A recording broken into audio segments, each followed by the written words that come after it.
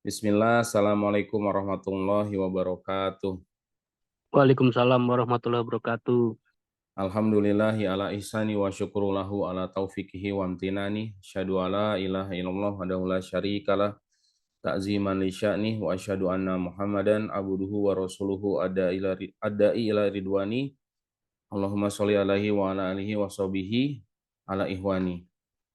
Alhamdulillah segala puji senantiasa kita panjatkan kehadirat Allah Subhanahu wa taala karena tentu atas segala karunia darinya lah kita semua Allah perkenankan berkumpul di malam hari ini lewat jalur daring Bapak Ibu semua ya via online. Jadi melalui aplikasi Zoom. Alhamdulillah terima kasih atas kehadirannya Bapak Ibu semua para jamaah Umroh Plus Dubai grup 15 September 2024.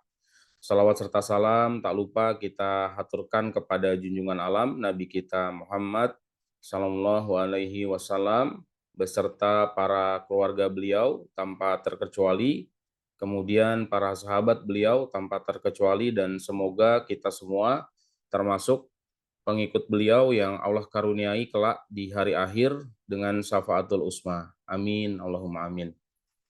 Bapak Ibu, perkenalkan saya Miko Kelana, perwakilan dari Wafdullah Group yang insya Allah akan membawakan acara di malam hari ini Bapak Ibu.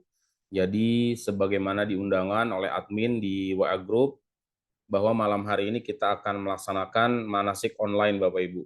Tapi jangan khawatir, untuk manasik offline-nya tetap akan dilaksanakan nanti di tanggal 15 di hari keberangkatan. Jadi untuk di malam hari ini insya Allah nanti bersama dengan Ustadz kita, Ustadz Abza, Alhamdulillah beliau juga sudah hadir, Hafizahullah Ta'ala. Nanti beliau juga selaku tour leader dan mutawif untuk Umroh Plus Dubai keberangkatan 15 September 2024. Jadi pada malam hari ini adalah fokusnya ke koordinasi teknis pra keberangkatan. Saya jelaskan nanti teknisnya bagaimana dari mulai persiapan Bapak Ibu semua keberangkatan umrohnya, kemudian itinerary dan lain-lain.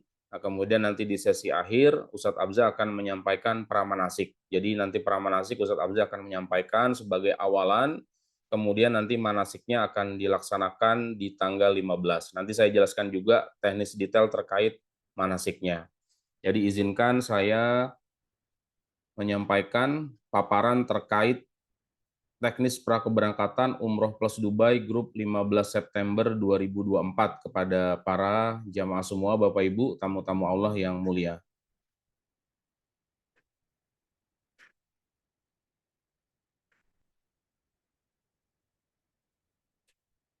Ini tampil ya Bapak Ibu semua ya di layar monitor Bapak Ibu ya.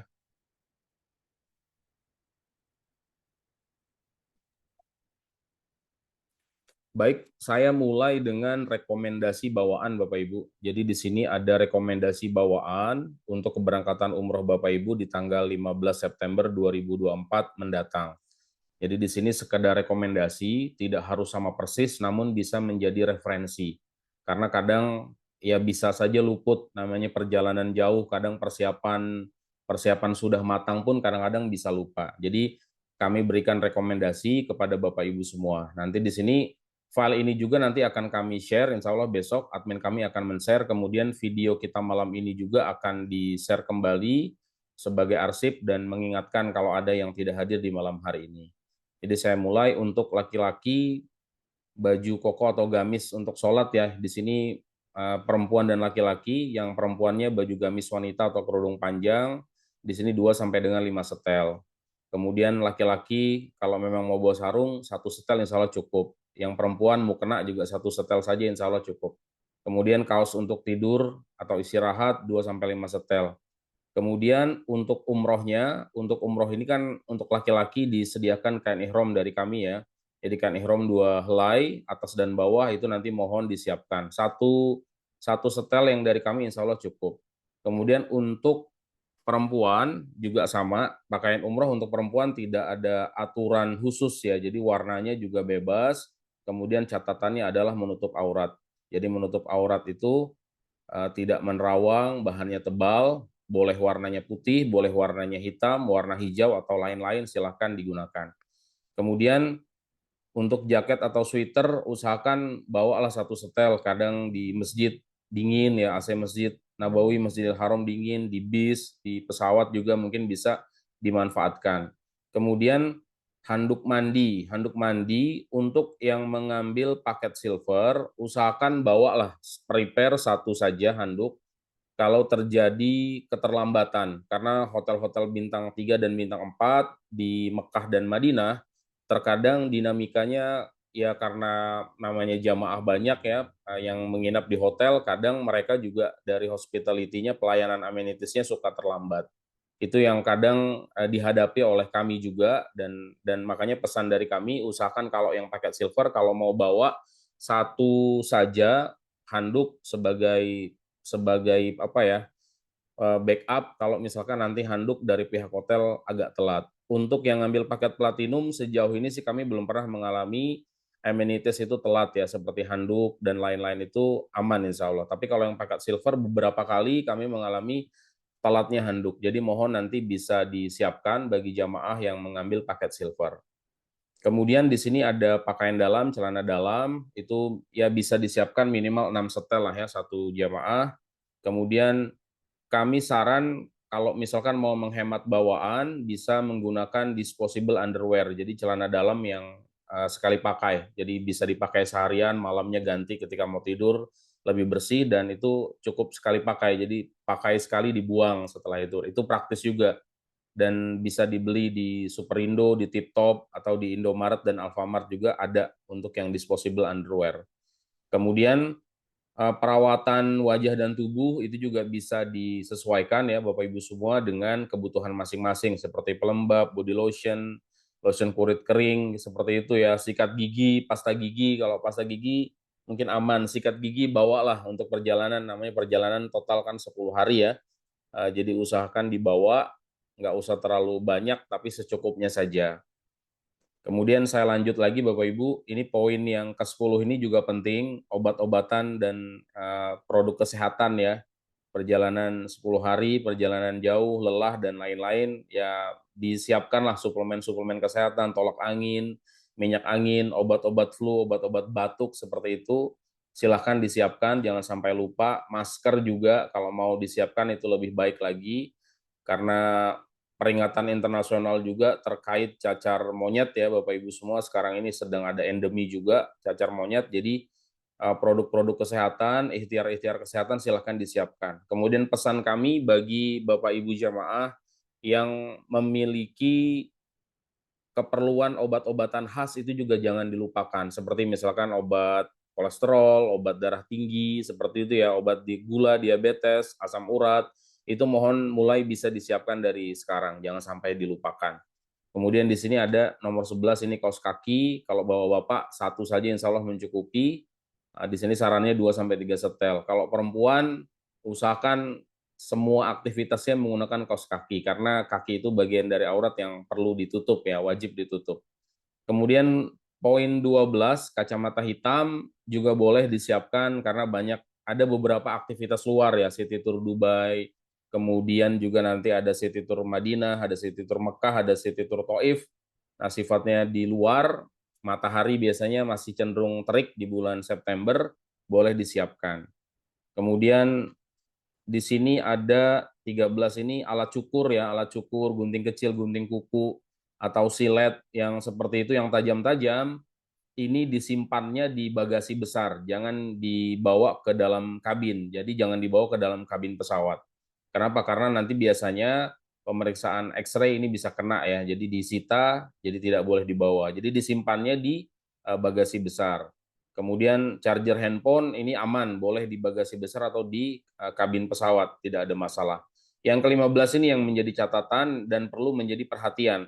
Jadi power bank 10.000 mAh insya Allah mencukupi. Meskipun standar penerbangan itu membolehkan 20.000 mAh, tapi 10.000 insya Allah sudah cukup untuk kegiatan umroh ya, seperti itu.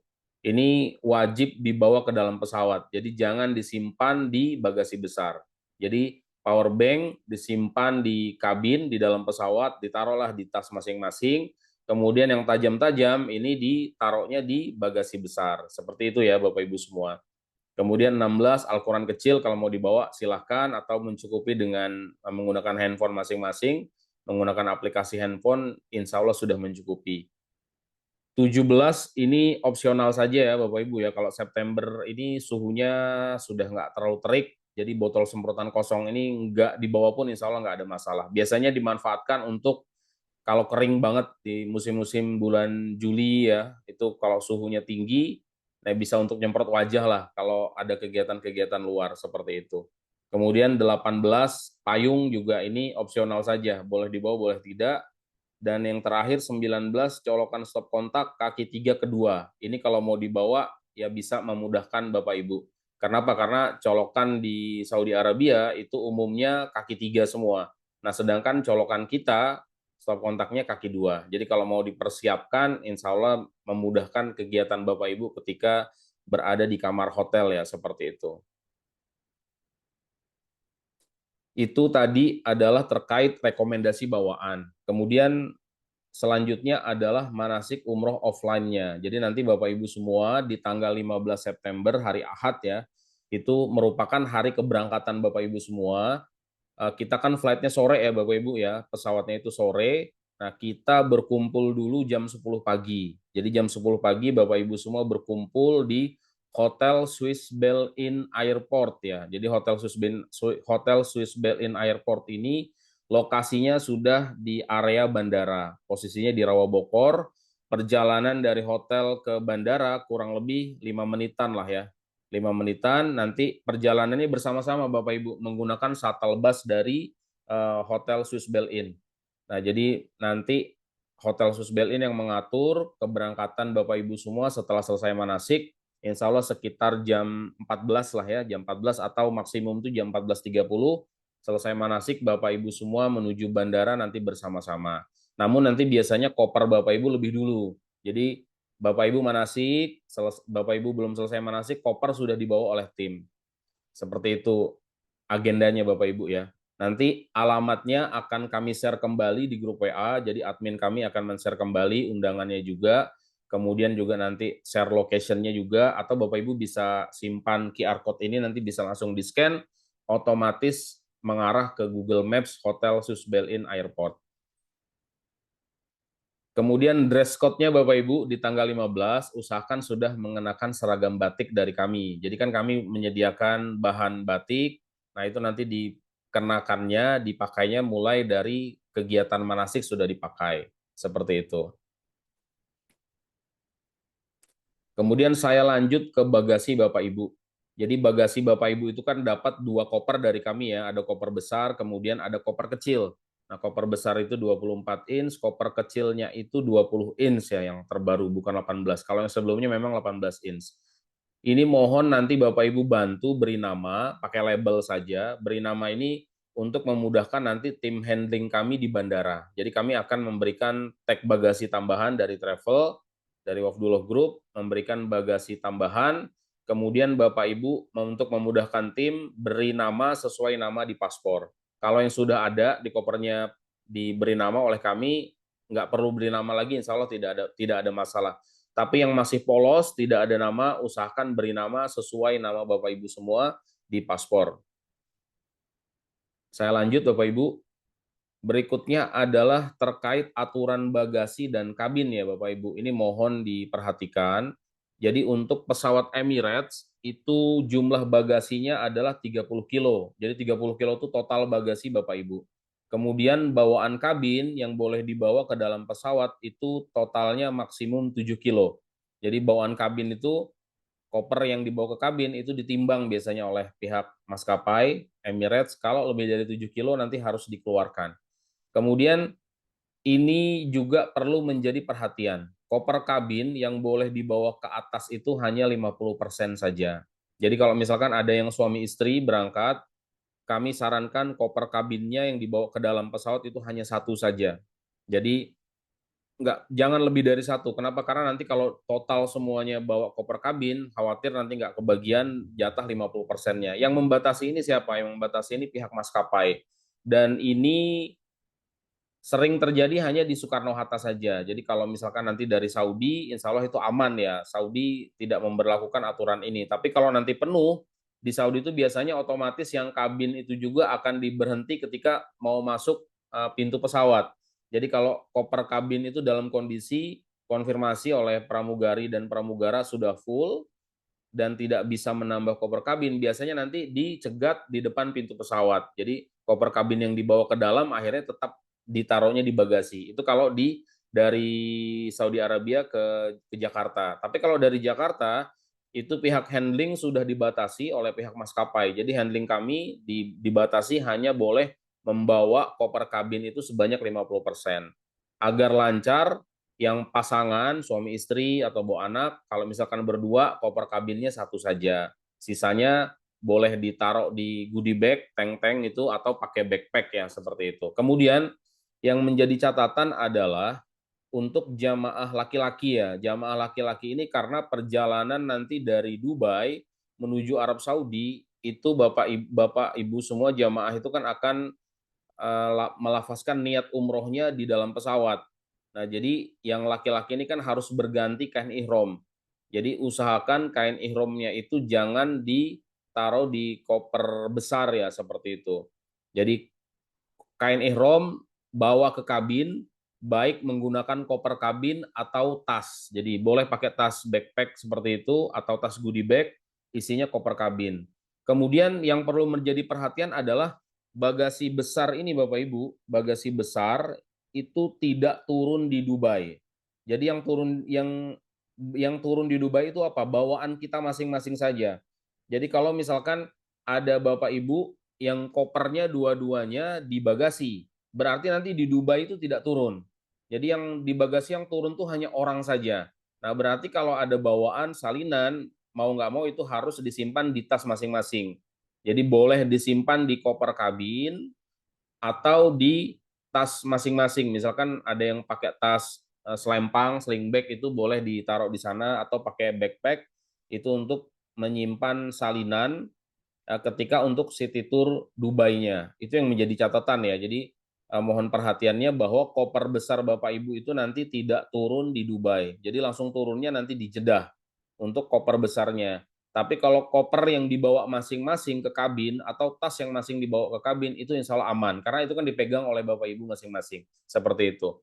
Kemudian di sini jamaah disarankan tidak membawa koper kabin ke pesawat. 2 koper masuk bagasi. Ya ini saran dari kami. Tapi karena perjalanan ini ke Dubai dulu, jadi bagian yang lebih baik adalah untuk Bapak Ibu karena ada tur Dubai, kemudian kan malamnya nanti menginap, paginya berganti pakaian ya dengan pakaian city tour, berarti kan ada bawaan. Nah, nanti kalau memang boleh semuanya bawa koper kabin ke dalam dalam pesawat, insya Allah aman. Berarti satu orang itu bisa bawa satu koper kabinnya. Atau tadi tipsnya yang suami istri satu koper kabin. Yang sendiri-sendiri ya silakan bawa koper kabinnya masing-masing dengan catatan beratnya tidak lebih dari 7 kilo, seperti itu.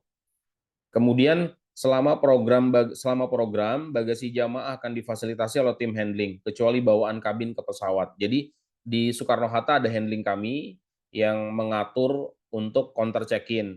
Kalau di Dubai tidak ada. Kalau di Dubai karena juga koper besar itu tidak turun, berarti kan sifatnya mandiri masing-masing. Jadi self service terkait bawaan ketika landing di Dubai. Kemudian nanti di Jeddah itu sudah difasilitasi oleh handling bersama dengan porter bandara. Jadi Bapak Ibu semua ketika landing di Jeddah itu nggak ada lagi yang berhenti di conveyor nungguin koper.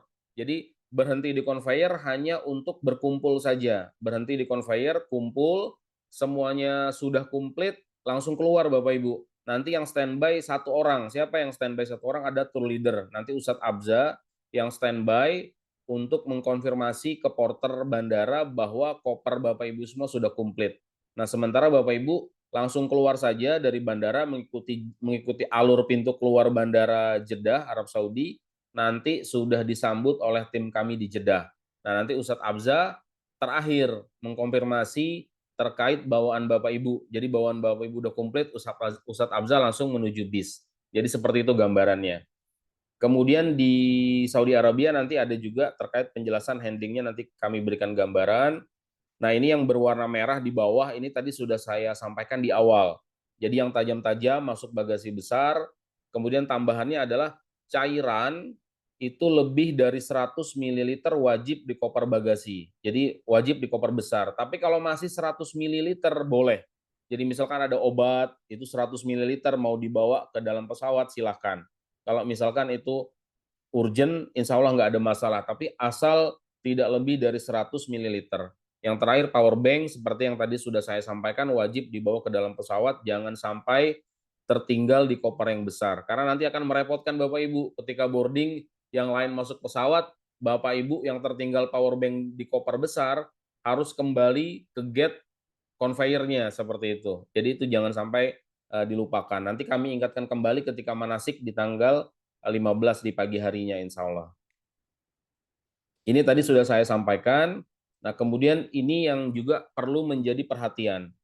Tiket grup umroh itu aturan seatnya random Bapak Ibu. Nggak bisa request berurutan. Jadi kalau ada yang suami istri, secara aturan dia tidak bisa mendapatkan kursi bersebelahan. Secara aturannya, tiket grup ya Bapak Ibu ya. Beda dengan tiket FIT yang kita beli OTA, over the air itu ya, online travel agent kayak tiket.com, Traveloka, itu kita bisa booking seatnya. Dan terkadang seat itu juga berbayar ya. Jadi nggak semua seat itu gratis ya. Ada banyak seat justru dipilih itu berbayar. Nah, kalau karakteristik tiket umroh, grup umroh itu dia random tiketnya.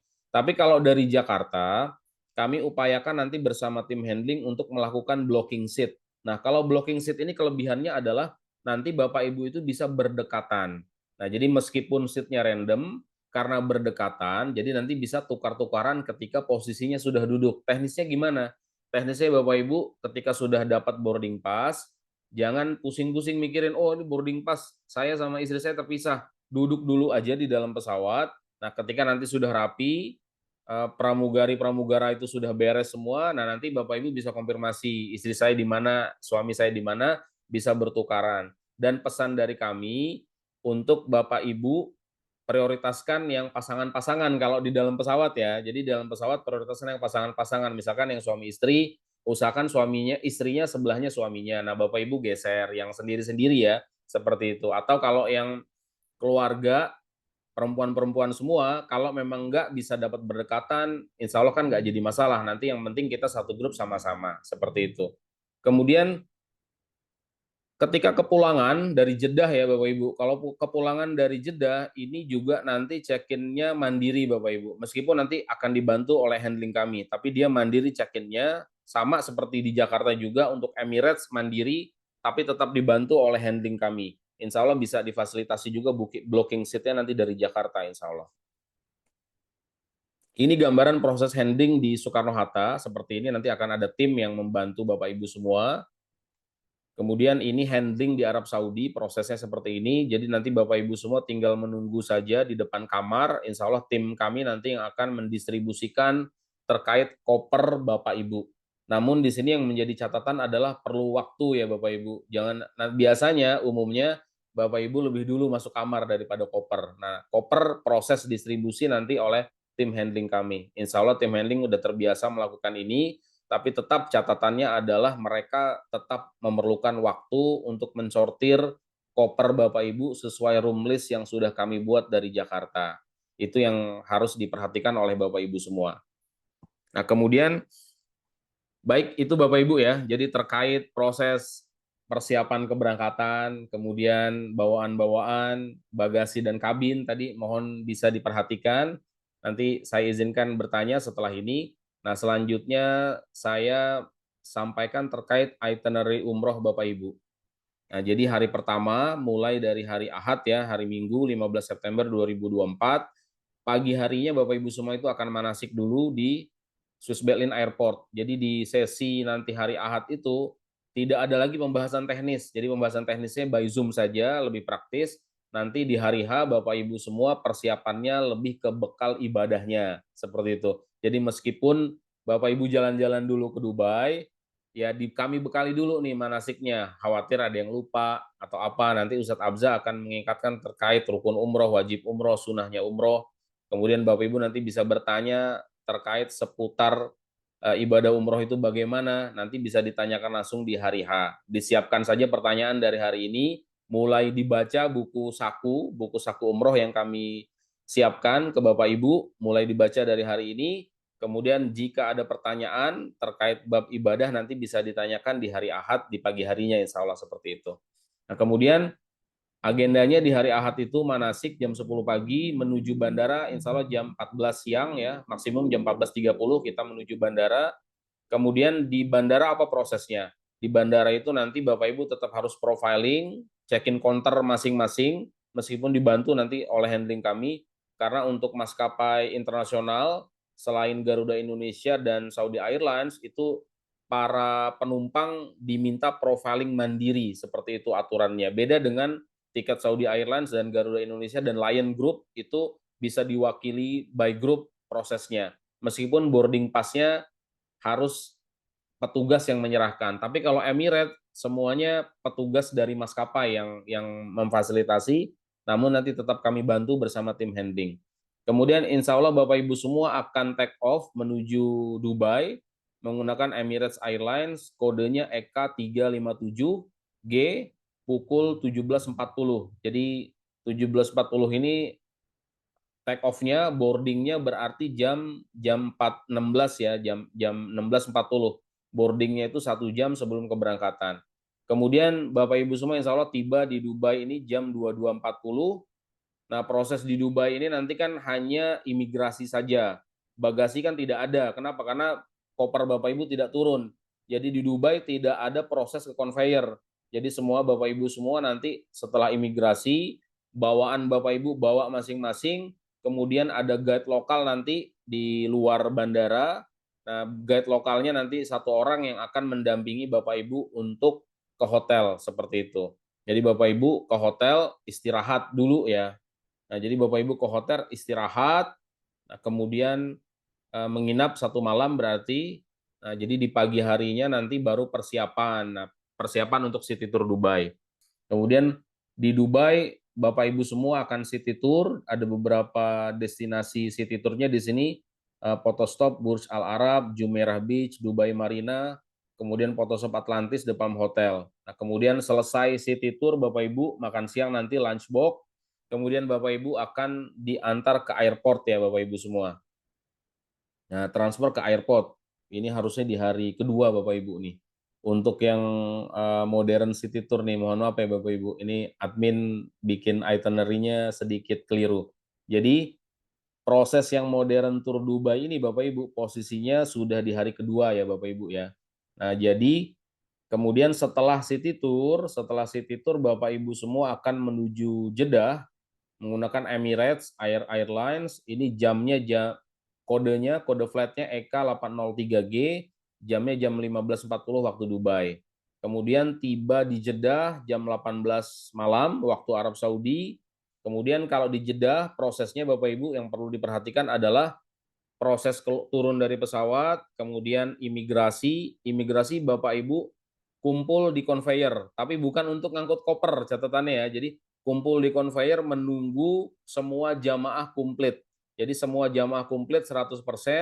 Setelah itu Bapak Ibu langsung keluar menuju gate pintu keluar, itu satu arah kalau di Jeddah. Kemudian nanti tour leader Ustadz Abza mengkonfirmasi koper Bapak Ibu bersama porter dalam bandara. Kenapa? Karena handling nggak boleh masuk ke dalam. Nah, jadi Ustadz Abza mengkoordinasi dan konfirmasi ke porter bahwa koper Bapak Ibu sudah komplit, kemudian baru Ustadz Abza boleh keluar bandara. Sementara Bapak Ibu insya Allah sudah diantar oleh tim kami nanti menuju bus. Nah, nanti untuk makan malamnya akan menggunakan box juga Bapak Ibu. Kenapa? Karena kan belum sampai hotel ya, jadi nanti disajikan makan malamnya via box. Jadi dari Dubai itu rutenya nanti ke Madinah. Tapi nanti perjalanannya dari Jeddah, Bapak Ibu nanti menggunakan bus ya, Bapak Ibu ya. Jadi menggunakan bus berarti nanti sampai Madinahnya itu kurang lebih jam 11 malam ya, jam 11 atau jam 12 malam itu tiba di Madinah.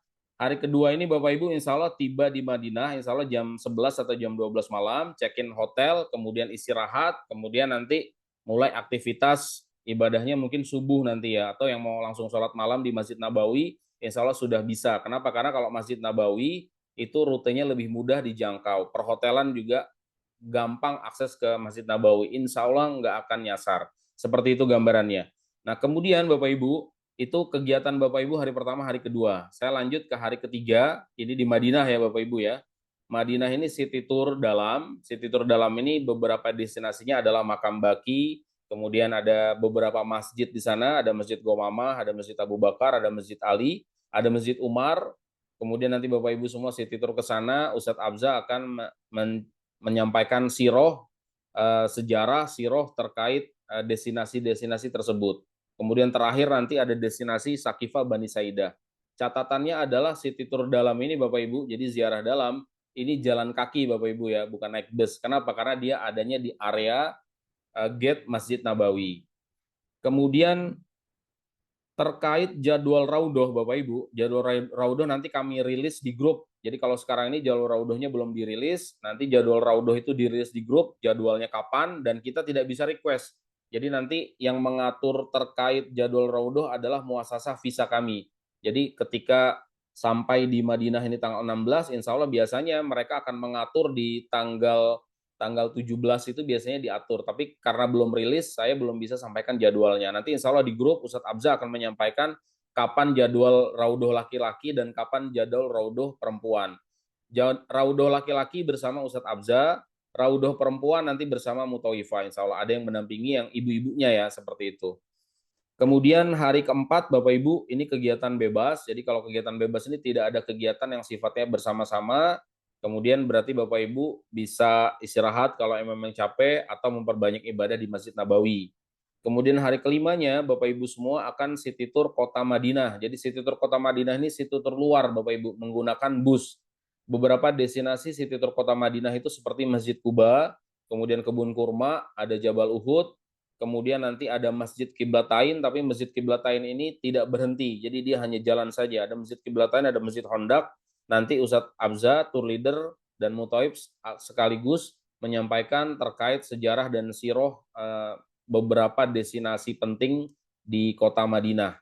Seperti itu gambarannya Bapak Ibu ya, hari kelima. Izin saya lanjut, berikutnya hari keenam Bapak Ibu semua, ini Bapak Ibu semua hari terakhir di kota Madinah. Jadi terakhir juga ibadah di Masjid Nabawi, manfaatkan waktu-waktu Bapak Ibu ketika berada di kota Madinah. Nah, ini perjalanan dari Madinah menuju Mekah ini menggunakan kereta cepat Bapak Ibu. Catatannya ketika menggunakan kereta cepat, bagasi Bapak Ibu nanti tidak dibawa oleh kereta. Jadi bagasi Bapak Ibu nanti dibawanya oleh bus ya. Nah, jadi kereta boleh membawa koper kabin. Jadi kalau di kereta nanti Bapak Ibu boleh bawa koper kabin, masing-masing juga nggak ada masalah, tidak ada aturan 50%. Jadi kalau mau bawa koper kabin ke Mekah sendiri di kereta cepat itu silahkan. Tapi koper besarnya nanti dibawanya oleh bus.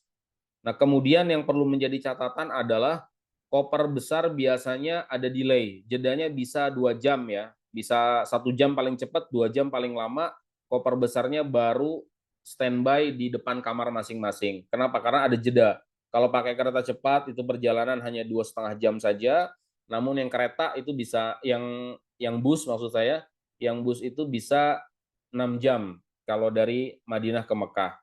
Kemudian tiba di Mekah, ini Bapak Ibu semua istirahat sejenak, makan malam, kemudian baru mengatur pelaksanaan umrohnya bersama-sama.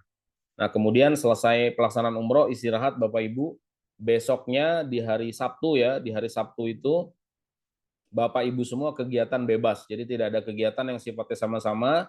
Di hari ke-8, ini hari Ahad ya Bapak Ibu, hari Ahad ini nanti Bapak Ibu akan city tour kota Mekah. Beberapa destinasi city tour kota Mekah itu Jabal Sur, Arafah, Mina, Musdalifah. Jabal Nur ini tidak turun, nanti hanya lewat saja. Kemudian Masjid Jirona. Masjid Jirona ini merupakan mikot umroh juga di kota Mekah.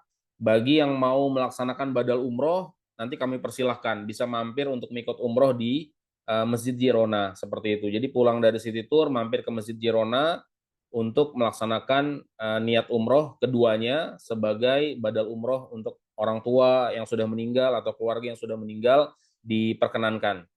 Kemudian esoknya hari ke-9 Bapak Ibu, hari ke-9 Mekah ya, hari ke-9 ini masih di Mekah, Bapak Ibu rutenya adalah Mekah dan kota Taif. Perjalanan dari Mekah ke Taif ini kurang lebih 2 jam. Kemudian destinasi di kota Taif ini destinasi utamanya adalah ke arena Telefrik. Jadi arena Telefrik ini arena kereta gantung di kota Taif. Kemudian ada arena di bawahnya itu ada arena tobogan, tapi tiketnya itu nanti belum include Bapak Ibu. Jadi tiketnya bagi yang mau naik kereta gantung dan tobogan itu nanti on the spot, belinya on the spot. Harga tiket itu 100 SAR, namun kalau grup itu nanti bisa dapat kortingan, biasanya antara 80 SAR lah diskonnya, tapi nanti diskonnya on the spot Bapak Ibu. Ustadz Abza yang bantu handle terkait tiket kereta cepat dan tobogan ya seperti itu. Kemudian di Taif juga ada destinasi seperti Masjid Abdullah bin Abbas. Ini nanti Bapak Ibu berhenti. Nah, kemudian juga akan ke pabrik parfum, makan siang nanti di restorannya, ada restoran di sana, makan siangnya di restoran, menunya makanan Arab ya Bapak Ibu, nasi mandi dengan kambing atau ayam nanti menunya, silahkan dipilih saja. Kemudian juga nanti Bapak Ibu ada destinasi di Kota Taif itu ada Masjid Adas, ada Masjid Kuk. Namun dua masjid ini tidak berhenti, jadi hanya lewat saja. Nanti Ustadz Abza menceritakan detail siroh terkait Masjid Adas dan Masjid Kuk.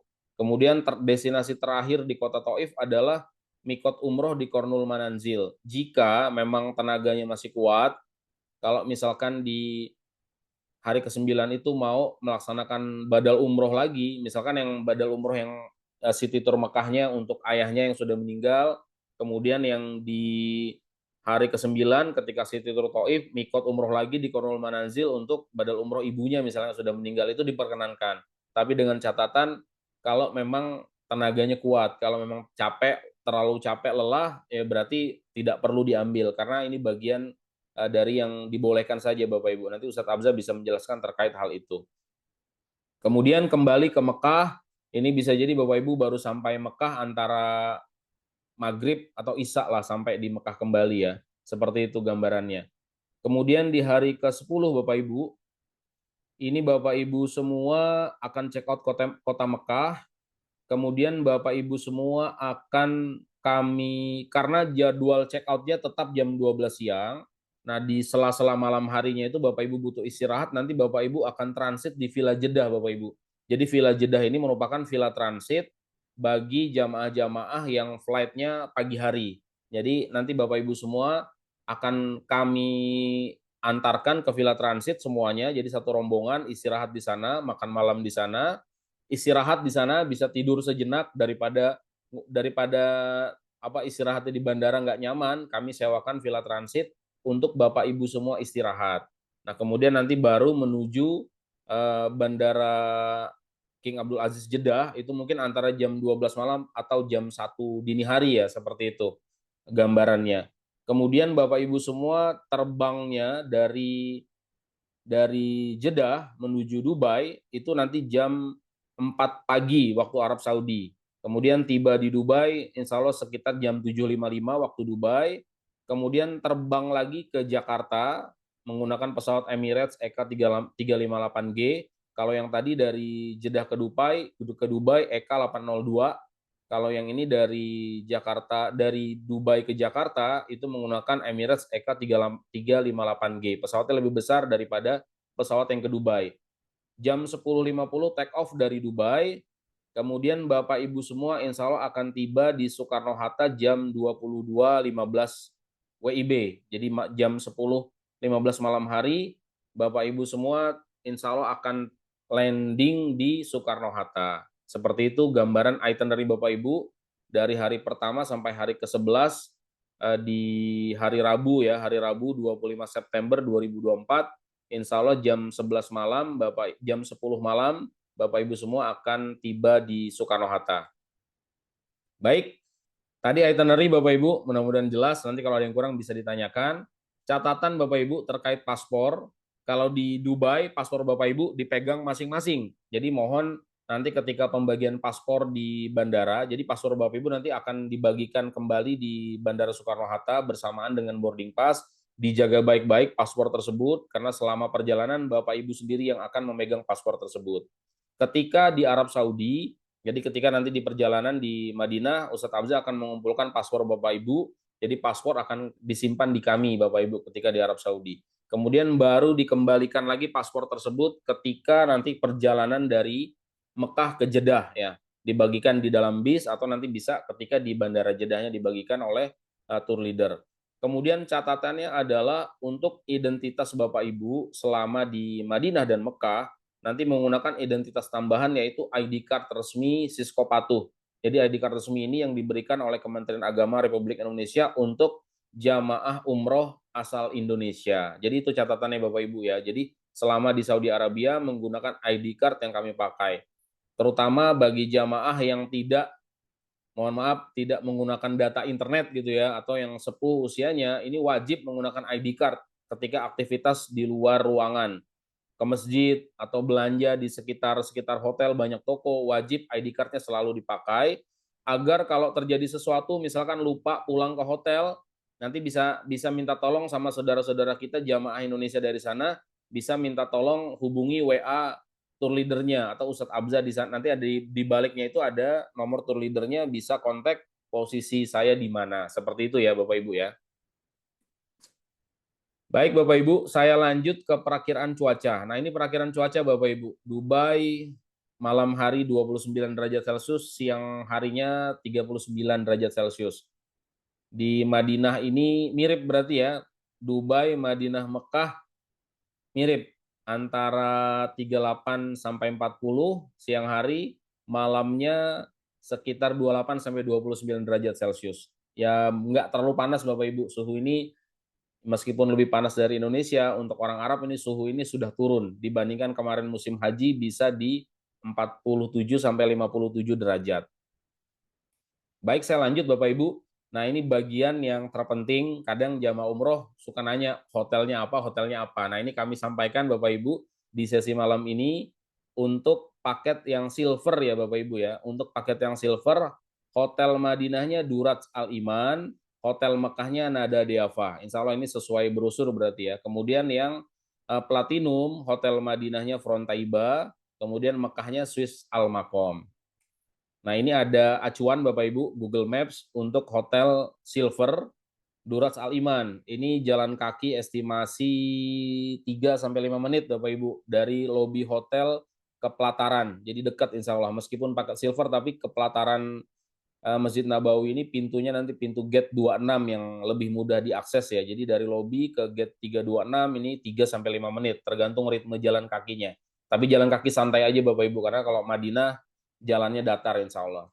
Kemudian di Mekahnya yang paket silver ini Hotel Nada Al Deava. Ini jalan kaki dari lobi hotel menuju pelataran Masjidil Haram, estimasinya 5 menitan. Insya Allah dekat, kurang dari 5 menit, antara 4 sampai 5 menit lah ya.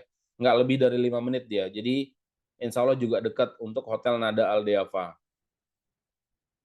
Kemudian untuk yang paket platinum di Madinahnya Frontaiba. Frontaiba ini dari lobi ke gate Nabawi 329 itu 1 menitan. Karena turun dari lobi itu depannya sudah gate Nabawi.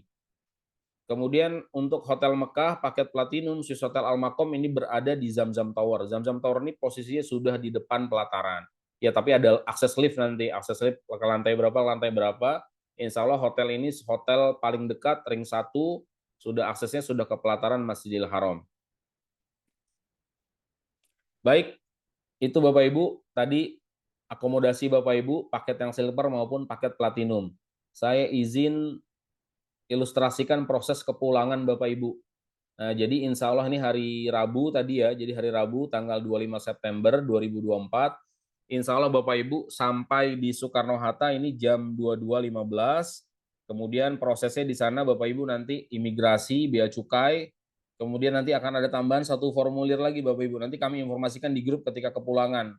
Ada konfirmasi isian form dari luar negeri, itu untuk aturan umroh terbaru ini ya. Jadi dari aplikasi nanti kami sampaikan di grup WA saja terkait yang sesi kepulangannya.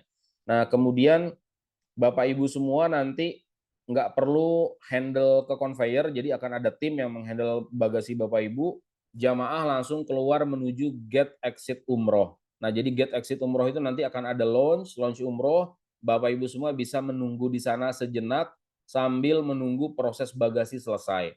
Ketika bagasi selesai, proses berikutnya adalah menunggu Zamzam selesai. Karena bagasi Bapak Ibu dengan bagasi Zamzam itu dibedakan oleh maskapai. Biasanya prosesnya itu estimasi bagasi, dan zam-zam, estimasi itu 3 jam Bapak Ibu. Insya Allah selesai semua, bagasi diselesaikan ke Bapak Ibu, diserahkan koper, baik kabin maupun koper, baik koper besar maupun koper kecil, kemudian zam-zam diserahkan ke Bapak Ibu semua. Setelah itu Bapak Ibu sudah boleh kembali ke kediamannya masing-masing. Nah, nanti keluarga yang mau ngejemput bisa di lantai dasar kedatangan internasional gate 5. Nah, gate 5 itu yang paling dekat dengan launch umroh Bapak Ibu. Seperti itu ya Bapak Ibu ya. Nah, kemudian ini terakhir Bapak Ibu, slide terakhir insya Allah terkait paket data internet. Saran dari kami Bapak Ibu beli saja di Indonesia menggunakan operator masing-masing. Insya Allah biayanya nggak terlalu mahal, daripada nanti harus beli di Arab Saudi repot, harus pakai visa, harus pakai paspor juga, kemudian nanti harus bongkar handphone, daripada repot, mendingan beli paket data dari tanah air, sesuaikan dengan operator masing-masing. Semua operator punya paket roaming internasional. Jadi paket Telkomsel ada bisa dipakai, roaming bisa transit di Dubai juga dia. Jadi transit di Timur Tengah itu bisa dipakai di Dubai. Indosat juga demikian sama, Tri juga sama, XL juga sama. Mereka semua punya paket umroh transit negara Timur Tengah itu bisa digunakan. Turki aja bisa digunakan, apalagi Dubai. Insya Allah, jadi beli dari tanah air di hari Ahad tanggal 15 itu nanti bisa beli lewat aplikasi saja. Nanti kalau yang bingung bisa dibantu sama tim kami ketika di hari H manasik ya Bapak Ibu semua. Baik Bapak Ibu, alhamdulillah itu terkait pemaparan teknis prakeberangkatan Bapak Ibu. Jadi berikutnya saya sebelum ke sesi Ustadz Abza mohon izin dulu Ustadz Abza ya. Jadi saya perkenankan bagi Bapak Ibu yang mau bertanya terkait tadi teknisnya, prakeberangkatan, kemudian itinerary, kalau ada yang mau ditanyakan kami persilahkan. Silakan Bapak Ibu, bisa lewat chat atau langsung saja bicara, dipersilahkan.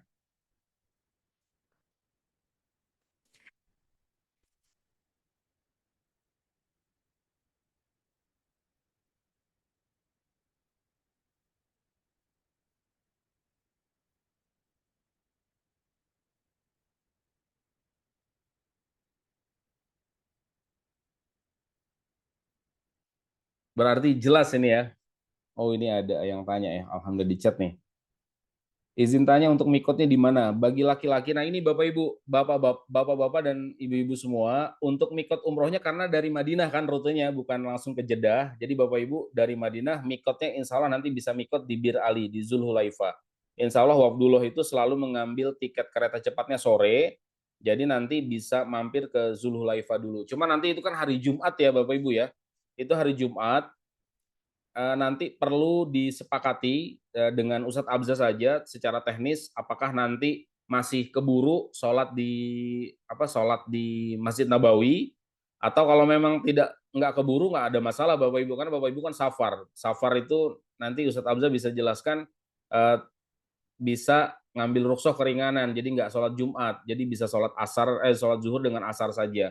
Jadi nanti bisa sholat zuhur dan asar mungkin di Bir Ali, kemudian mikot umroh di sana langsung ke stasiun kereta cepat. Itu gambaran teknisnya Bapak Ibu. Tapi ini nanti Ustadz Abza yang akan mengatur Bapak Ibu ya terkait ke mikotnya. Tapi gambaran mikotnya adalah mikotnya di Bir Ali di Madinah, di Zulhulaifa. Jadi pakai ihramnya nanti dari hotel saja Bapak Ibu. Jadi dari hotel Madinah pakai ihramnya. Nah, jadi ketika di Dubai, udah di Dubainya benar-benar trip Bapak Ibu, rihlah, senang-senang di Dubai perjalanan, karena perjalanan dari Dubai nanti Bapak Ibu langsung ke Madinah, tidak ke Jeddah dulu. Itu gambarannya Bapak Ibu ya. Ini Pak Eka atau Bu Ekan yang bertanya nih. Kemudian Bu Ferni ini tanya, paspor saya dan suami masih ada di kami, apa seharusnya dikumpulkan dari sekarang? Nggak apa-apa sih Bu, karena proses visa sudah selesai. Jadi kan Ibu kan sudah nyetor data ke kami. Yang belum mengumpulkan nanti bisa dikumpulkan saja ketika hari H manasik, seperti itu. Atau kalau memang nanti dari admin kontak satu per satu harus dikumpulkan silakan, tapi nggak dikumpulkan nggak apa-apa. Jadi nanti dikumpulkan pagi hari ketika di Hotel Swiss Bell Inn Airport. Seperti itu pertanyaan dari Bu Ferni. Kemudian, iya memang proses visa itu hanya scan paspor saja Bapak Ibu.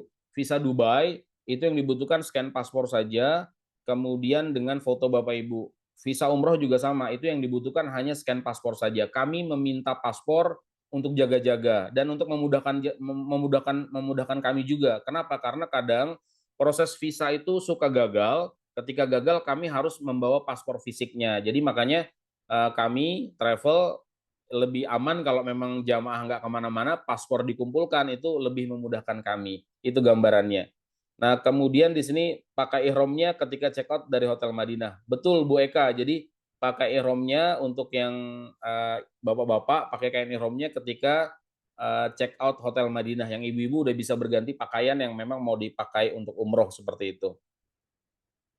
Nah, ini kemudian ada pertanyaan Pak Karno Sugianto. Karena yang berangkat orang tua kami kebetulan malam ini sedang di bus arah Jakarta. Iya, nggak apa-apa Bu. Bu Dati ini berarti ya. Bu Dati nanti bisa sampaikan saja ke Pak Karno bahwa apa yang tadi kami sampaikan di awal, atau nanti kan video ini kan akan di-share kembali.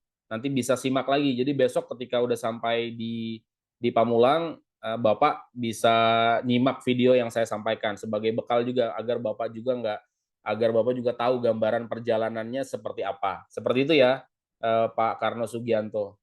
Ada lagi Bapak Ibu jamaah yang mau bertanya, kami persilahkan.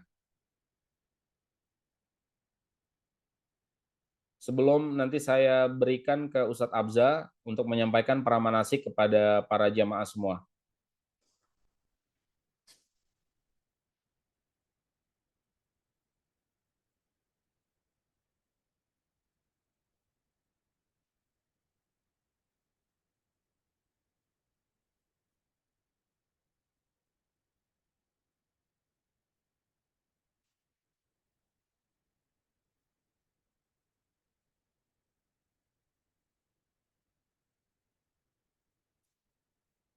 Baik, sepertinya jelas ya, Alhamdulillah. Kalau Ya baik, kalau begitu Bapak Ibu semua, para tamu-tamu Allah yang mulia, jamaah Wabdullah Group, Umroh plus Dubai, keberangkatan 15 September 2024. Saya ucapkan terima kasih atas perkenannya telah menyimak tadi pemaparan dari saya. Selanjutnya sesi kedua saya berikan kepada Ustadz Abza, Hafizahullah Ta'ala, kepada beliau untuk menyampaikan sesi manasik online-nya Bapak Ibu ya. Mohon Bapak Ibu semua simak di sisa waktu malam hari ini, meskipun lelah, simak Bapak Ibu penyampaian yang akan disampaikan oleh Ustadz Abza sekaligus tour leader dan mutawif Umroh plus Dubai keberangkatan 15 September 2024. Kepada beliau kami persilakan. Silakan Ustadz. Bismillahirrahmanirrahim. Assalamualaikum warahmatullahi wabarakatuh. Waalaikumsalam warahmatullahi wabarakatuh. Alhamdulillah, wassalatu wassalamu ala rasulillah wa ala alihi wa sahbihi wa mawala.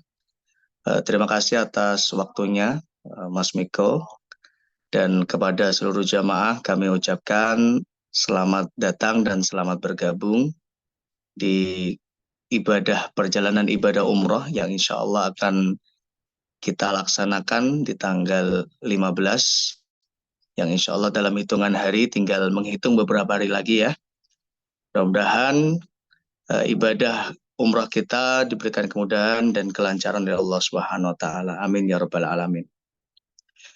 Bapak Ibu seluruh jamaah yang dirahmati Allah, perkenalkan sebelumnya nama saya Afza Masyhadi yang insya Allah akan mendampingi dan membimbing Bapak Ibu semuanya dalam perjalanan ibadah ini, sehingga kami mengajak kepada seluruh jamaah untuk pertama meluruskan niatnya hanya kepada Allah Subhanahu wa taala, dan yang kedua agar senantiasa menjadikan perjalanan ibadah umrah ini sebagai ladang pahala yang sebesar-besarnya untuk kita.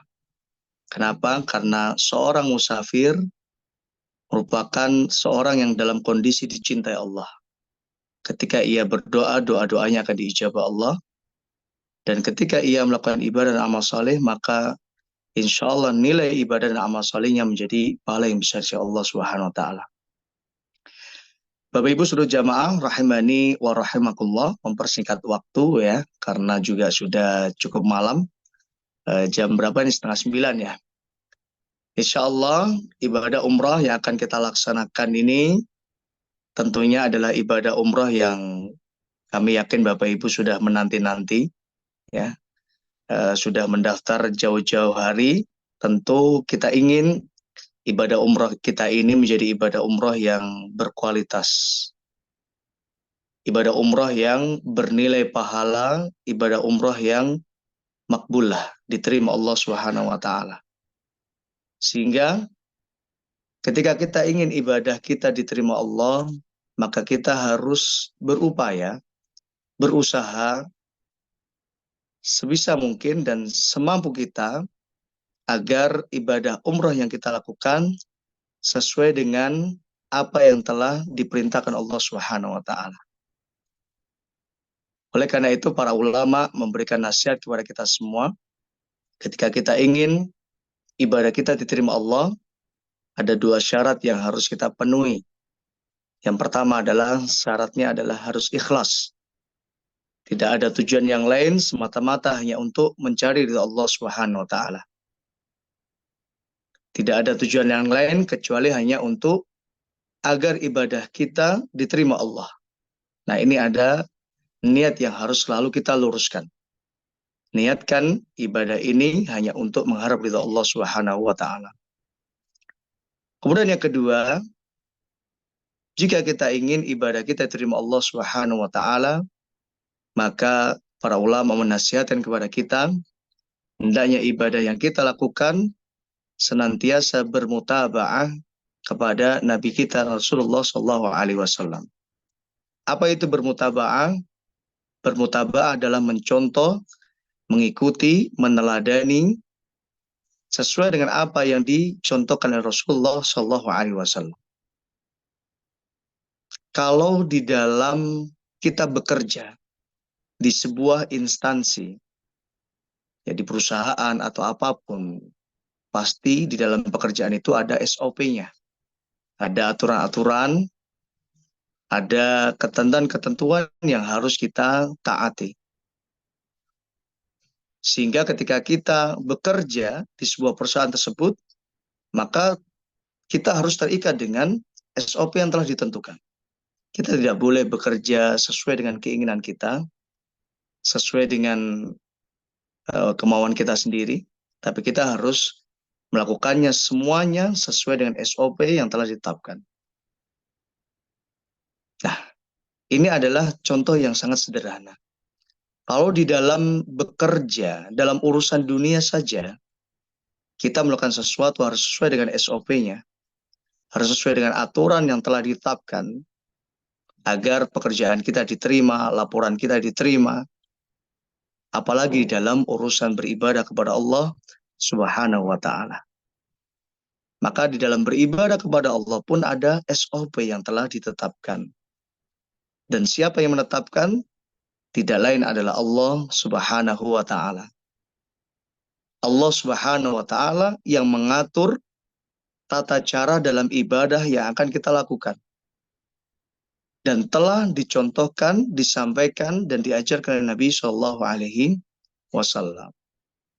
Sehingga ketika kita ingin ibadah kita diterima Allah, maka kita harus beribadah sesuai dengan tata cara, aturan yang telah ditetapkan Allah dan telah dicontohkan, diajarkan oleh Rasulullah SAW. Nah, ini adalah niat yang harus kita luruskan, harus kita tata ketika kita ingin ibadah kita diterima Allah Subhanahu wa ta'ala. Bapak Ibu seluruh jamaah rahimani wa rahimakumullah. Nah, ini adalah sebagai mukaddimah. Kemudian yang selanjutnya kita akan langsung masuk fikih dalam ibadah umrah. Sebelum kita masuk dalam fikih umrah, yang perlu kita tanamkan di dalam mindset kita bahwa umrah itu mudah. Apa Bapak Ibu? Umrah itu mudah. Dan pelaksanaan umrah itu sangat mudah sekali. Asal kita melaksanakannya sesuai dengan sunnah, sesuai dengan perintahnya Allah, dan sesuai dengan apa yang dicontohkan Nabi SAW. Ibadah umrah, ibadah yang sangat mudah. Dan rukun-rukunnya pun lebih singkat, lebih mudah daripada dalam pelaksanaan ibadah haji. Namun, ibadah yang mudah ini tentu kita harus melaksanakannya sesuai dengan petunjuk Nabi SAW. Ibadah umroh yang kita laksanakan sangat mudah sekali selama kita melaksanakannya sesuai dengan rukun-rukun yang telah ditetapkan. Apa saja rukun dalam pelaksanaan ibadah umroh? Rukun dalam pelaksanaan ibadah umroh ada 4. Yang pertama adalah ihram, yaitu niat, yang nanti bisa disampaikan oleh Mas Miko. Nanti insya Allah kita akan mengambil niat di Miqat Dzul Hulaifah atau Bir Ali yang sekarang orang sering menyebutnya. Kemudian yang kedua adalah tawaf, yang ketiga sa'i, dan yang keempat adalah menggundul kepala atau memotong rambut. Nah, sekarang kita akan masuk pada rukun umroh yang pertama. Jadi Bapak Ibu, seluruh jamaah yang dirahmati Allah, apa yang kami sampaikan di malam hari ini hanya sebagai mukadimah awal, supaya Bapak Ibu punya gambaran. Nah, insya Allah nanti juga kita ada manasik secara offline, ya, nanti akan disampaikan oleh saya sendiri juga. Nanti kita akan melakukan pemantapan kembali supaya Bapak Ibu punya gambaran yang lebih detail dan jelas. Rukun umrah yang pertama adalah niat, yaitu adalah ihram. Namun sebelum Bapak Ibu melaksanakan ihram atau berniat, ada beberapa hal yang dilakukan. Yang pertama disunnahkan bagi orang yang akan melaksanakan ihram. Yang pertama adalah hendaknya dia memotong kukunya, kemudian mencukur kumisnya, memotong bulu ketiak dan bulu kemaluan. Itu adalah yang disunnahkan bagi orang yang akan ihram. Kemudian setelahnya disunnahkan untuk mandi janabat atau mandi basar. Yang insya Allah kami yakin Bapak Ibu juga sudah tahu tata cara dari mandi janabah. Sama persis bagaimana kita mandi junub. Kemudian dalam kondisi kita mandi masih diperbolehkan kita memakai sabun wangi. Boleh juga pakai sampo, masih boleh juga memakai pasta gigi.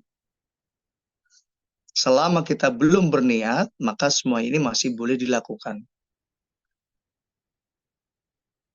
Jadi tidak boleh dilakukannya ketika kita sudah berniat. Selama belum mengucapkan niat, maka masih boleh mandi pakai sabun, masih boleh mandi pakai sampo, ya, pasta gigi, ya, dan masih boleh memakai minyak wangi di badan. Catatan penting, khusus bagi jamaah, tidak boleh memakai minyak wangi di kain ihram. Ya, jadi memakai minyak wanginya di badan atau memakai deodoran dan lain sebagainya. Nah, ini adalah hal-hal yang harus diperhatikan. Kemudian juga sebelum kita mengucapkan niat atau berihram, hendaknya juga kita memperhatikan larangan-larangan ihram. Karena larangan ini nanti berlaku ketika kita sudah mengucapkan niat. Selama kita belum mengucapkan niat, maka larangan ini belum berlaku. Apa saja larangan-larangan ihram? Yang pertama, bagi laki-laki khususnya, ya, khusus bagi laki-laki tidak boleh pakai penutup kepala. Pakai peci, ya, itu tidak boleh. Atau pakai topi, tidak boleh. Harus dalam kondisi tidak memakai penutup kepala. Ini adalah larangan ihram. Berlaku ketika kita sudah mengucapkan niat. Selama kita belum mengucapkan niat, maka belum berlaku larangan ini. Maka nanti insya Allah akan kami selalu dampingi, kami akan selalu bimbing, dan kami akan selalu ingatkan Bapak Ibu semuanya. Kemudian juga bagi laki-laki tidak boleh memakai pakaian yang berjahit. Apa ini maksud pakaian yang berjahit? Pakaian yang berjahit di sini adalah pakaian yang dapat membentuk tubuh. Seperti kaos dalam, ya, baju kemeja, gamis, celana panjang, celana dalam, ya. Ini adalah larangan ihram. Tidak boleh digunakan bagi jamaah laki-laki. Adapun wanita, akhwat, menggunakan busana yang sebagaimana biasa, ya, namun tetap memperhatikan pakaian syar'i, busana yang longgar, tidak transparan, warnanya tidak mencolok, ya, sesuai dengan pakaian syar'i yang telah diajarkan dalam syariat Islam. Kemudian larangan ihram yang lain tidak boleh bagi laki-laki maupun wanita, ya, tidak boleh menutup wajah, ya, tidak boleh menutup wajah. Pakai masker, ya, sebaiknya ditinggalkan. Begitu juga bagi wanita yang biasanya memakai cadar, ya, maka khusus dalam kondisi ihram tidak boleh menutup wajahnya dan juga tidak boleh menutup kedua telapak tangan. Nah, ini adalah termasuk larangan ihram. Kemudian larangan ihram yang lain, tidak boleh pakai minyak wangi. Nah, ini tadi kenapa kami sampaikan bahwa selama Bapak Ibu belum berniat, maka masih boleh memakai minyak wangi. Tapi dengan syarat tidak digunakan di kain ihramnya, hanya di badan. Adapun nanti ketika kita sudah berniat, maka tidak boleh memakai minyak wangi. Kemudian larangan ihram yang lain, tidak boleh, ya, khusus ya bagi laki-laki maupun wanita, ini perhatikan, tidak boleh, khususnya yang bawa pasangan, tidak boleh bercumbu, ya, atau melakukan segala hal yang dapat menggairahkan hawa nafsu. Tidak boleh berjima, tidak boleh melakukan akad nikah, ya, atau melamar, karena ini termasuk larangan-larangan ihram. Juga tidak boleh juga mencabut tumbuhan, mematahkan rantingnya. Ini berlaku lagi bagi wanita, laki-laki dan perempuan, ini tidak boleh. Juga tidak boleh berburu.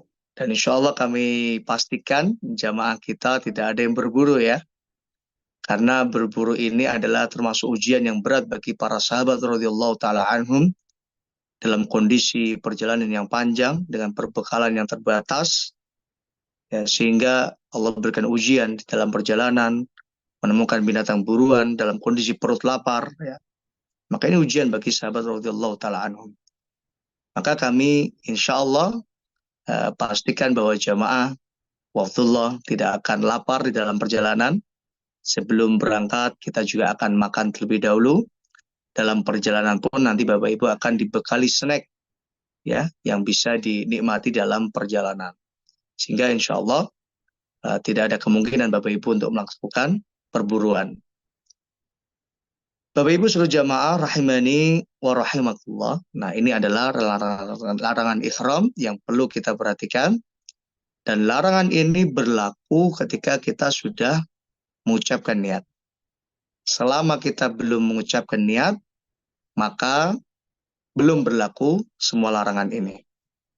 Kemudian juga kami akan selalu memastikan dan mengingatkan kepada seluruh jamaah. Sebelum bis nanti meninggalkan miqat, ya, kami akan pastikan Bapak Ibu untuk memeriksa terlebih dahulu. Jangan sampai ada larangan-larangan ihram yang dilanggar. Jangan sampai ada yang menutup kepalanya bagi laki-laki. Jangan sampai ada yang memakai pakaian dalam, celana dalam, ya, dan lain sebagainya. Maka insya Allah akan kami pastikan.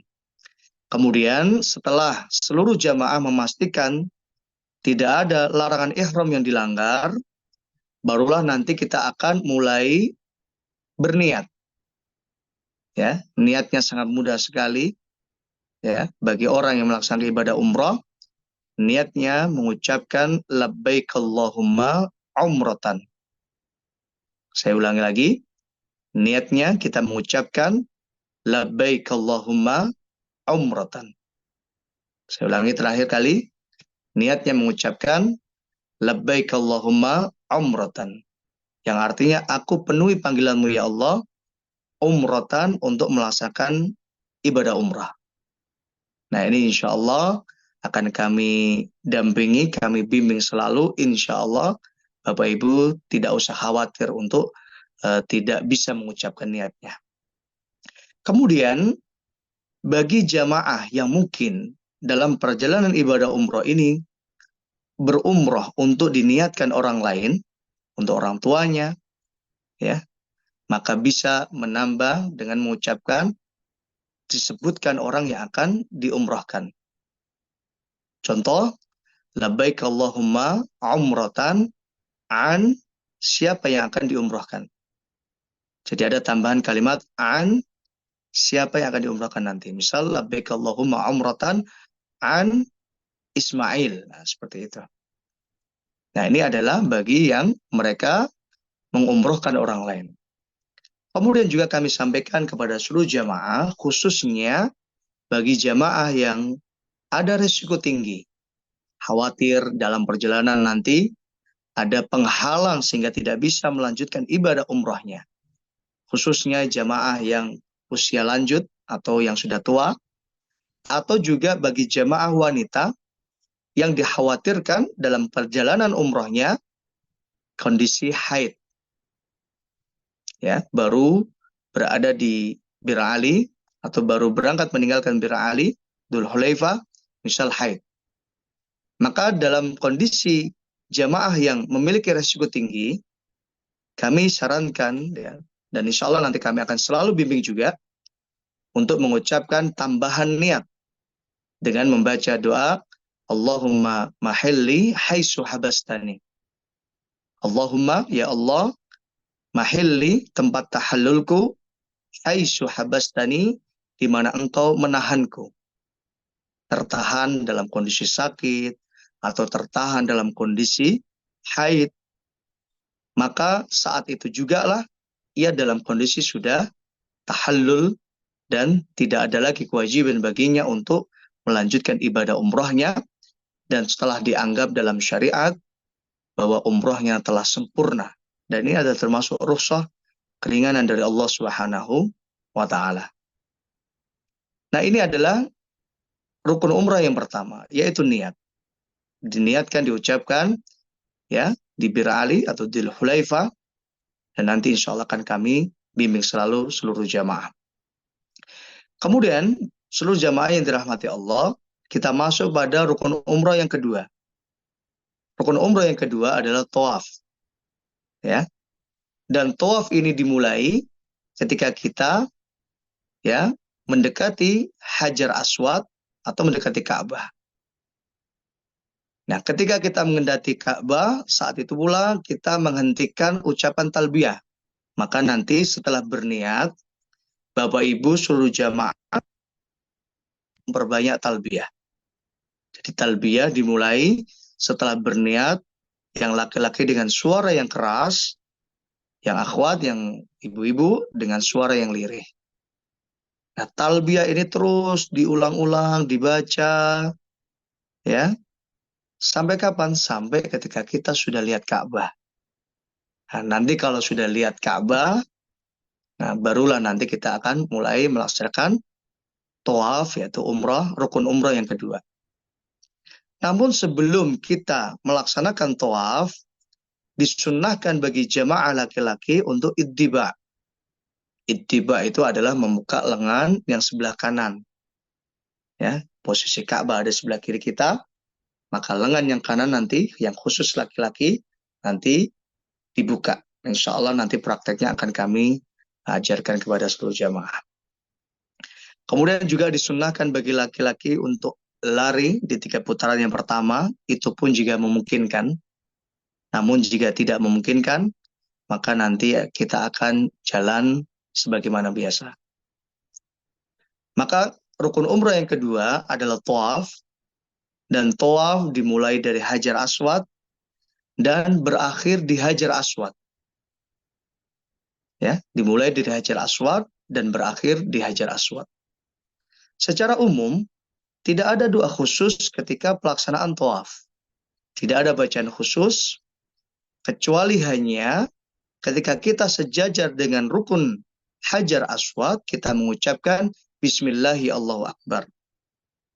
Dan yang kedua, antara rukun Yamani dengan Hajar Aswad, kita membaca Rabbana atina fid dunya hasanah wa fil akhirati hasanah wa qina adzabannar. Nah, dua ini adalah doa yang khusus yang kita baca ketika tawaf. Adapun yang selainnya, doanya bebas, namun insya Allah nanti akan kami tetap dampingi dan kami bimbing dan ingatkan selalu. Kita akan masuk pada putaran yang pertama. Ketika kita mulai tawaf, pastikan Bapak Ibu sudah sejajar dengan Hajar Aswad. Nah, ini kadangkala sering banyak jamaah, ya, ikut-ikutan. Yang depannya karena sudah sejajar Hajar Aswad, sudah berisyarat Bismillahirrahmanirrahim, Yang di belakang ikut-ikut, padahal belum sejajar. Nah, ini nanti insya Allah akan kami ingatkan. Bapak Ibu, pastikan kita sudah sejajar terlebih dahulu dengan Hajar Aswad. Kalau belum sejajar, maka belum berisyarat dan mengucapkan Bismillah Allahu Akbar. Barulah ketika kita sudah sejajar, ya barulah kita mengangkat tangan kanan kita, ya, diarahkan ke Hajar Aswad dan kita ucapkan Bismillahi Allahu Akbar. Barulah kemudian kita mulai jalan, ya, memperbanyak zikir, memperbanyak doa, memunajat kepada Allah. Dan ingat Bapak Ibu, ini adalah tempat yang mustajabah. Banyak-banyaklah bermunajat kepada Allah. Terlebih Bapak Ibu pasti punya hajat yang berbeda-beda. Sampaikan kepada Allah hajat kita. Karena ini adalah tempat yang mustajabah. Kemudian kita akan terus berjalan sampai ketika kita nanti sejajar dengan rukun Yamani. Jadi rukun Yamani itu apa Bapak Ibu? Rukun Yamani adalah sudut sebelum sudut Hajar Aswad. Nah, itu namanya rukun Yamani. Kenapa disebut rukun Yamani? Karena di situ rukun Yamani ini kalau ditarik lurus itu sejajar dengan negeri Yaman. Nah, ketika sudah sejajar dengan rukun Yamani, barulah tadi kita ucapkan Rabbana atina fid dunya hasanah wa fil akhirati hasanah wa qina adzabannar. Diulang-ulang terus sampai nanti kita sejajar kembali dengan Hajar Aswad. Ketika kita sudah sejajar dengan Hajar Aswad, baru kemudian kita ucapkan kembali, ya, dengan berisyarat Bismillahi Allahu Akbar. Nah itu adalah praktek tawaf, ya, dalam satu putaran. Ketika sejajar dengan Hajar Aswad, lambaikan atau isyaratkan tangan, ucapkan Bismillah Allahu Akbar, kemudian silakan banyak doa. Nah, khusus Bapak Ibu, ya, di multazam. Nah, di multazam ini adalah di antara tempat yang mustajabah. Antara Hajar Aswad dengan pintu Ka'bah, itu namanya multazam. Maka di situ Bapak Ibu betul-betul lebih serius untuk berdoanya. Munajatnya kepada Allah lebih serius. Kenapa? Karena ini adalah di antara tempat yang mustajabah. Kita lakukan terus-menerus, ya, melaksanakan putaran tawaf. Caranya sama dengan cara yang pertama yang kita lakukan, sebanyak 7 kali. Dan insya Allah mudah. Dan kami akan berupaya mengajak kepada seluruh jamaah untuk selalu bersama rombongan. Ya, insya Allah tidak ada yang terpisah. Kita berangkat dalam kondisi yang lengkap dan juga kita akan pulang dalam kondisi yang lengkap. Insya Allah tidak ada rombongan kita yang tertinggal. Maka nanti insya Allah kita akan melaksanakan tawaf itu secara pelan-pelan, tidak tergesa-gesa. Sehingga kesempatan untuk berzikir, bermunajat, waktunya juga jauh lebih banyak. Kemudian ketika kita sudah di putaran yang ke-7, ya, maka sebelum masuk pada rukun umrah yang ketiga, disunnahkan bagi orang yang selesai tawaf untuk sholat sunnah 2 rakaat di belakang makam Ibrahim. Dan posisi makam Ibrahim tepat berada di depan pintu Ka'bah. Agak sirong sedikit. Nanti kita akan upayakan sholat di belakang makam Ibrahim. Jika memungkinkan. Apabila tidak memungkinkan, maka nanti kita akan cari tempat yang longgar, tempat yang memungkinkan untuk kita bisa sholat sunnah setelah tawaf. Berapa rakaat yang kita lakukan? Kita akan melaksanakan cukup dengan 2 rakaat. Di rakaat yang pertama setelah membaca surah Al-Fatihah, kita akan baca surah Al-Kafirun. Dan di rakaat yang kedua setelah membaca surah Al-Fatihah, kita akan membaca surah Al-Ikhlas. Kembali lagi, umrah itu mudah. Maka hanya cukup 2 surat yang kita baca setelah Al-Fatihah. Rakaat pertama membaca Al-Kafirun, dan di rakaat yang kedua kita membaca surah Al-Ikhlas. Nah, itu adalah sunnah sholat 2 rakaat di makam Ibrahim. Sebagaimana perintah Allah Subhanahu wa taala, Allah perintahkan dalam Al-Qur'an, A'udzubillahi minasyaitonirrajim, wattakhidhu mim maqami Ibrahim musalla. Wattakhidu, dan jadikanlah mim maqami, dari makam Ibrahim, musalla, sebagai tempat sholat. Oleh karena itu nanti kita akan melaksanakan sholat sunnah di belakang makam Ibrahim 2 rakaat setelah tawaf. Kemudian setelah itu kami berikan kesempatan Bapak Ibu untuk bermunajat kembali kepada Allah. Silakan berdoa ya. Sebelum kita masuk pada rukun umrah yang ketiga, nanti silakan Bapak Ibu berdoa. Kami berikan waktu yang secukupnya. Baru kemudian setelah itu, sebelum masuk ke rukun umrah yang ketiga, disunahkan bagi seluruh jamaah haji maupun umrah, bagi mereka untuk minum air zam-zam. Namun untuk minum air zam-zam ini, berdasarkan pengalaman kami, ya, kami ingin Bapak Ibu dalam perjalanan ibadah umrah ini lancar, tidak ada hambatan, sehingga kami mengajak Bapak Ibu secukupnya saja. Tidak mengenyangkan, tidak terlalu banyak. Kalau kami boleh memberikan saran, ya, nanti cukup minum air zam-zamnya setengah gelas atau maksimal 1 gelas saja. Kenapa setengah gelas atau kenapa maksimal 1 gelas? Karena biasanya kalau kita banyak minum air, dikhawatirkan nanti dalam pelaksanaan sa'inya, nanti kita akan batal dan mencari toilet. Supaya Bapak Ibu dari awal sampai akhir nanti lengkap, ibadahnya lancar, tidak ada hambatan untuk mencari toilet dan lain sebagainya, maka untuk minum air zam-zamnya pun cukup setengah gelas saja. Begitu pula nanti sebelum masuk Masjidil Haram, kami ingin memastikan Bapak Ibu semuanya dalam kondisi telah berwudu, tidak ada lagi hajat ke toilet. Supaya apa? Supaya nanti tidak kerepotan ketika kita sudah berada di Masjidil Haram. Kenapa Bapak Ibu? Karena toilet di Masjidil Haram itu posisinya lebih jauh. Berbeda dengan di Masjid Nabawi. Kalau di Masjid Nabawi mungkin tempatnya lebih dekat. Tapi kalau di Masjidil Haram, maka ini akan sangat menyulitkan bagi Bapak Ibu. Maka kami insya Allah akan selalu ingatkan Bapak Ibu untuk memastikan sebelum masuk Masjidil Haram tidak ada lagi hajat ke toilet. Kemudian setelah minum air zam-zam, baru kita akan melaksanakan rukun umrah yang ketiga, yaitu adalah sa'i. Ya, ketika kita sa'i, kita akan menaiki Bukit Sofa. Ya, dalam perjalanan naik ke Bukit Sofa ini kita mengucapkan Inna Safa wal Marwata min sya'airillah, faman hajjal baita aw i'tamara fala junaha alaihi ay yatawafa bihima.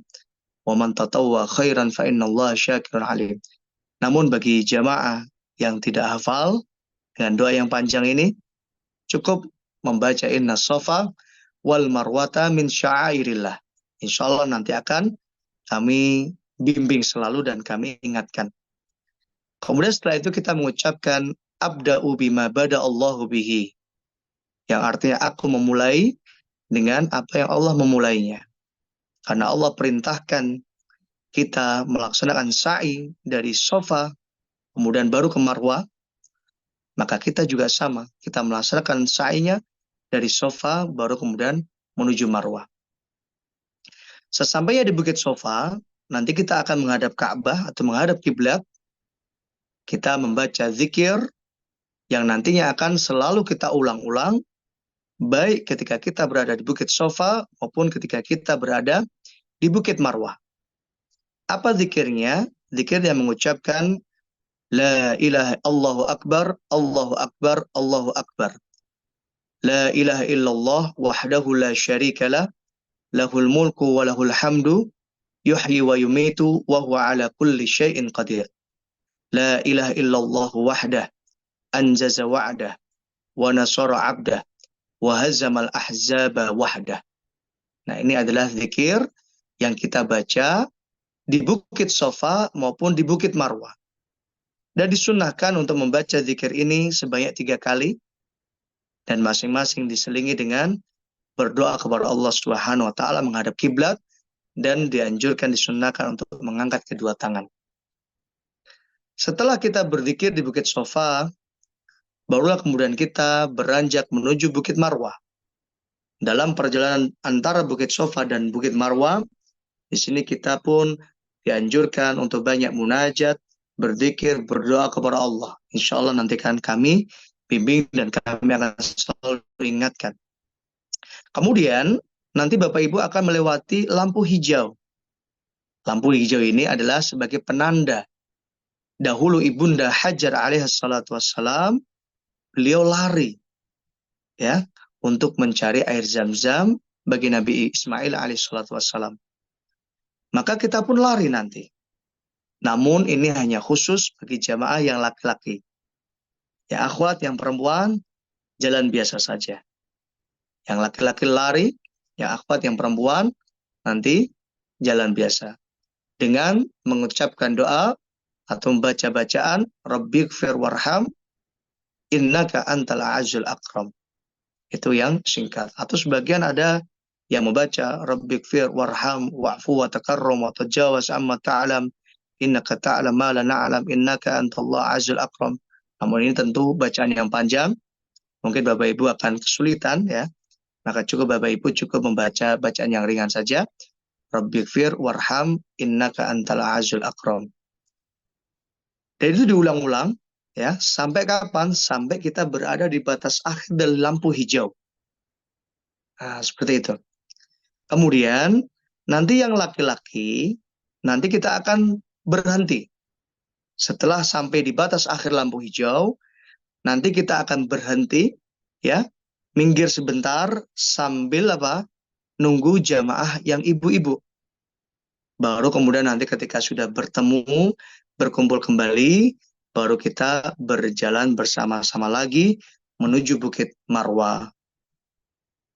Dan tetap dalam perjalanan menuju Bukit Marwah, Bapak Ibu memperbanyak doa, memperbanyak zikir, dan berbanyak munajat kepada Allah. Kenapa? Karena ini adalah tempat yang mustajabah, saksi perjuangan Ibunda Hajar alaihissalatu wassalam. Kemudian sesampai di Bukit Marwah, apa yang kita baca? Yang kita baca sama dengan apa yang kita baca di Bukit Sofa. Dengan tetap menghadap kiblat, mengangkat kedua tangan, mengucapkan zikir, Allahu Akbar, Allahu Akbar, Allahu Akbar, La ilaha illallah, wahdahu la syarikalah, lahul mulku wa lahul hamdu, yuhyi wa yumitu, wa huwa ala kulli syai'in qadir. La ilaha illallah wahdah, anjaza wa'dah, wa nasara abdah, wa hazamal ahzaba wahdah. Diulang-ulang sebanyak 3 kali, sunahkan 3 kali, kemudian masing-masing diselingi dengan berdoa bermunajat kepada Allah Subhanahu wa Ta'ala. Maka ketika kita berada di Bukit Marwah, maka dikatakan kita telah mendapatkan 1 sa'i. Dan itu dilakukan secara berulang-ulang sebanyak 7 kali. Dari Sofa ke Marwah dihitung 1. Kemudian dari Marwah kembali ke Sofa dihitung 2. Dari Sofa kembali ke Marwah dihitung 3. Marwah kembali ke Sofa dihitung 4. Sofa ke Marwah dihitung 5. Marwah ke Sofa dihitung 6. Sofa ke Marwah dihitung 7. Sehingga berakhirnya putaran yang ke-7 adalah di Marwah. Nah, Bapak Ibu seluruh jamaah rahimani wa rahimakumullah, ketika kita sudah berakhir di Marwah, di putaran yang ke-7, maka dikatakan kita telah selesai dalam melaksanakan rukun umrah yang ketiga. Dan ini belum sempurna, masih ada lagi 1 rukun umrah yang harus kita tunaikan. Yang keempat adalah halqus sya'ri atau menggundul kepala atau memendekkan rambut. Nabi SAW menganjurkan bagi umatnya, dan Allah Subhanahu wa Ta'ala dalam Al-Quran ya mengutamakan orang yang gundul, baru kemudian yang cukur pendek. Allah Subhanahu wa Ta'ala berfirman, A'udzubillahi minasyaitonir rajim, muhallikina ru'usahum wa muqassirin. Yaitu orang yang menggundul kepalanya dan yang mencukur pendek. Ini menunjukkan bahwa orang yang gundul insya Allah pahalanya lebih sempurna dan lebih afdal daripada yang cukur pendek. Kemudian dalam riwayat Nabi Shallallahu Alaihi Wasallam beliau berdoa, Rahimallahul muhalliqin. Semoga Allah merahmati orang yang gundul. Kemudian yang cukur pendek bertanya kepada Nabi, wal muqassirin ya Rasulullah. Gimana yang cukur pendek? Nabi Shallallahu Alaihi Wasallam tetap berdoa, Rahimallahul muhalliqin. Allah merahmati orang yang gundul. Kemudian yang cukur pendek kembali bertanya, wal muqassirin ya Rasulullah. Gimana yang cukur pendek?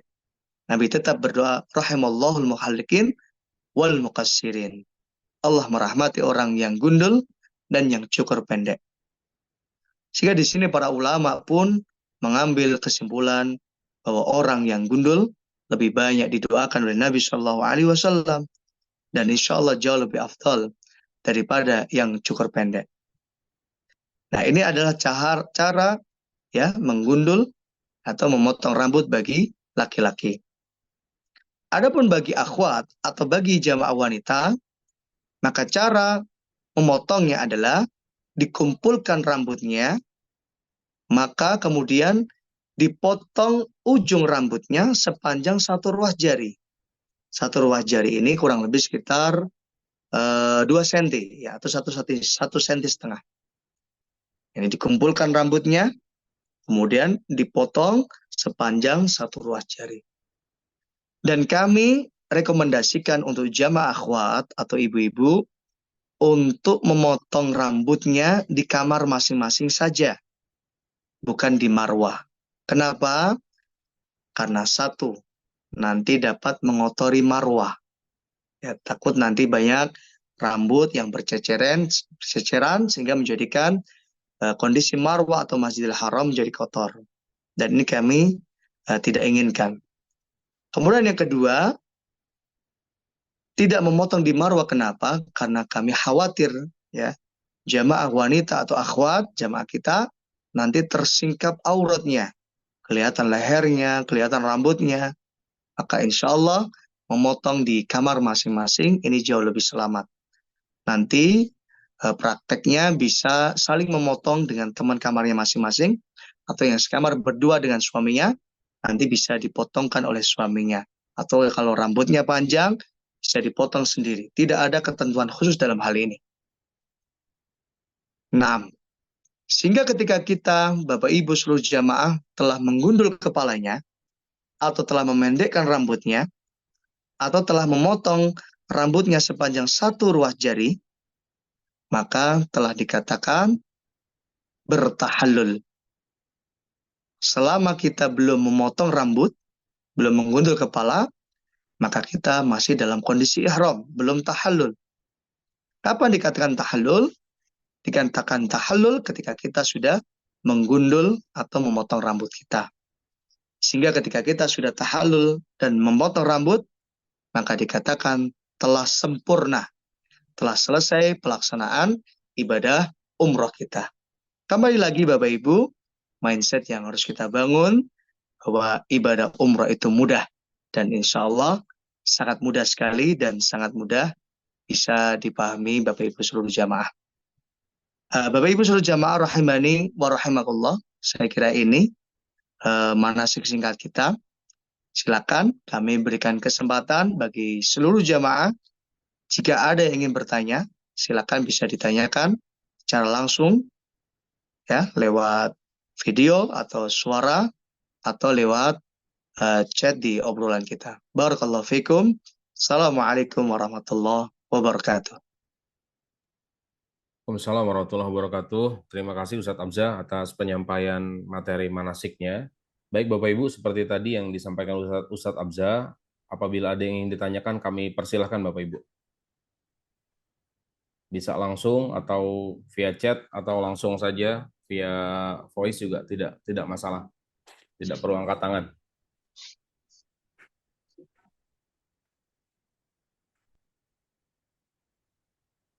Saya hitung sampai 5 ya. Masya Allah. Sepertinya jelas Ustadz. Mungkin nanti bisa dilanjut di sesi offline kita lah insya Allah. Insya Allah. Baik. Atau Nah, terlalu ada detail ada ini ya? yang lagi ngetik Ustaz, ada yang lagi ngetik nih, Oh, Bu. ada yang lebih. Ini silakan. Ayo, baik Bu, silakan Bu. Kami tunggu, Bu.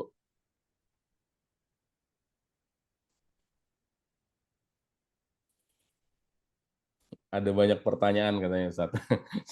Masya Allah. Kalau mau langsung nggak apa-apa Ibu, daripada diketik bisa langsung pakai Saya voice nggak langsung nggak apa-apa. apa-apa. Oh, boleh langsung ya. Ya boleh Bu, boleh. Boleh. Silakan, silakan. Silakan Bu Eh, Eka langsung Bu. baik, ini ada beberapa pertanyaan. Mudah-mudahan bisa dibantu untuk jawab ya. Yang pertama, saya kan baca di buku panduan itu ada dianjurkan sholat sunnah 2 rakaat di Bir Ali ya kalau nggak salah. Nah itu dilaksanakannya apakah setelah kita niat ikhram atau sebelum ikhram? Nah lalu ini ada pertanyaan lagi yang lain. Apakah mau dijawab dulu satu-satu atau gimana, Ustadz? Nggak apa-apa sekalian. Oh Sekalian nggak sekalian. apa-apa Bu, saya Ya. catat pertanyaannya. Oh iya baik. Lalu yang kedua, sebentar. Yang dimaksud tadi kan ada di satu area Ka'bah itu yang disebut multazam ya Ustadz ya. Nah, yang dimaksud kita dianjurkan untuk bermunajat kepada Allah, apakah kita harus beriltizam yang mana harus menempelkan dada, artinya kita harus mendekat ke Ka'bah kayak gitu ya Ustadz ya. Karena kan kita perempuan barangkali di sana nanti tempatnya nggak memungkinkan. Nah, itu nasihatnya seperti apa? Lalu yang ketiga, untuk bacaan tawaf sendiri kan tidak ada bacaan khusus ya Ustadz ya. Kecuali sapu jagat yang dari Rukun Yamani sampai dengan ke Rukun Hajar Aswad. Nah, untuk selain area tersebut ketika kita tawaf, apakah kita boleh bermunajat dengan bahasa Indonesia atau di dalam hati atau seperti apa Ustadz? Mohon dibimbing Ustadz ya. Mohon dibantu untuk penjelasannya. Lalu ini masih ada gimana ya? Nggak enak sebetulnya banyak-banyak. Nggak apa-apa boleh.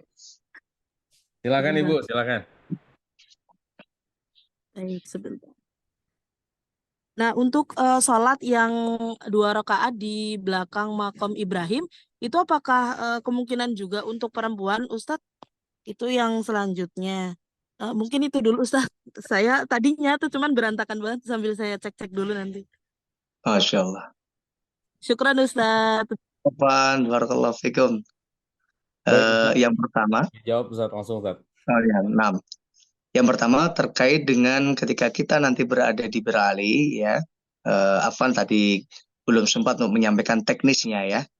Jadi nanti teknisnya ketika Bapak Ibu sepulang dari sholat Jumat ya, nanti kita melihat situasi saja kondisi ya, tadi sudah disampaikan Mas Miko, karena nanti kondisinya adalah hari Jumat, nanti kita akan lihat sikoniat lebih dahulu. Kalau memungkinkan sholat Jumat, maka kita sholat Jumat. Kalau tidak memungkinkan, maka kemungkinan nanti kita akan menjamak sholat. Ya, seperti itu. Nanti kemudian sesampainya di hotel, Bapak Ibu segera naik bis, ya, naik bis. Kemudian nanti kita akan langsung menuju ke mikot. Sesampainya di mikot, nanti kami berikan kesempatan Bapak Ibu untuk sholat sunnah, ya, sholat sunnah di mikot Dzul Hulaifah, ya, sholat sunnah di mikot Dzul Hulaifah. Nanti yang laki-laki nanti bersama dengan rombongan laki-laki, ya akhwat juga bersama rombongan akhwat. Namun cukup sholatnya 2 rakaat saja, kemudian kita berkumpul kembali kepada titik yang telah kita tentukan. Nah itu nanti praktiknya seperti itu. Adapun sholatnya bisa diniatkan sholat sunnah ihram, adapun yang lain bisa diniatkan juga untuk sholat tahiyatul masjid, seperti itu. Kemudian setelah itu kita bersama-sama naik bis, ya nanti kita akan melafadzkan atau mengucapkan niatnya di bis. Itu yang pertama. Kemudian yang kedua, pertanyaan yang kedua terkait dengan multazam. Apakah diharuskan kita beriltizam? Kayaknya tidak mungkin kalau kita bersama rombongan, ya. Sehingga nanti ketika kita melaksanakan tawaf, kita cukup memperbanyak munajat berdoa saja, khususnya ketika kita melewati multazam. Ya Allah, hamba ingin beriltizam, namun kondisinya tidak memungkinkan. Insya Allah Allah yang maha mendengar, maha mengetahui kondisi kita. Dan insya Allah di situ kita tetap bersungguh-sungguh untuk berdoa kepada Allah Subhanahu wa Ta'ala. Nah itu yang kedua. Kemudian yang ketiga, apakah dimungkinkan bagi akhwat untuk sholat di belakang makam Ibrahim? Insya Allah memungkinkan. Ya, insya Allah memungkinkan. Kalaupun tidak memungkinkan, maka kita akan mencari tempat yang longgar, yang memungkinkan kita bisa sholat. Yang pasti, kita tidak akan sholat di tempat yang di situ menjadi lalu lalang lewatnya orang banyak, karena nanti akan menyebabkan Bapak Ibu bisa diusir oleh petugas dan sebagainya. Sehingga kami ingin pastikan kepada seluruh jamaah, sholat di belakang makam Ibrahim dalam kondisi yang aman, tenang, nyaman, dan enak untuk bermunajat kepada Allah. Sehingga kalau memang tidak dimungkinkan untuk sholat di belakang makam Ibrahim, ya, karena kondisinya padat, ya, maka nanti kita akan cari tempat yang agak longgar. Apalagi nanti kita itu di hari Jumat, hampir kemungkinan besarnya nanti itu kondisinya padat sekali di Masjidil Haram, khususnya tempat tawaf. Kemudian pertanyaan selanjutnya, ada yang terlewat tadi Mas Miko? Yang Iya, terakhir? Ustaz. Terkait bacaan tawaf Ustaz, selain Oh yang iya, memang barakallahu sudah fiik. disyariatkan ya. Iya, jadi terkait bacaan tawaf, memang saya sampaikan tadi ya, tidak ada bacaan khusus, kecuali hanya ketika sejajar dengan Hajar Aswad, kita ucapkan Bismillah ya Allahu Akbar, dan yang kedua, ketika antara rukun Yamani dengan Hajar Aswad. Nah, ini kita mengucapkan Rabbana Atina. Adapun di luar dari itu, silakan Bapak Ibu bermunajat bebas. Tidak harus berbahasa Arab, ya. Kalau memang nggak bisa bahasa Arab, boleh bahasa Indonesia. Boleh nggak bisa bahasa Indonesia, boleh bahasa Inggris. Nggak bisa bahasa Inggris, boleh bahasa Sunda, bahasa Jawa. Ya, kenapa? Karena inti dari munajat itu adalah permintaan kita kepada Allah.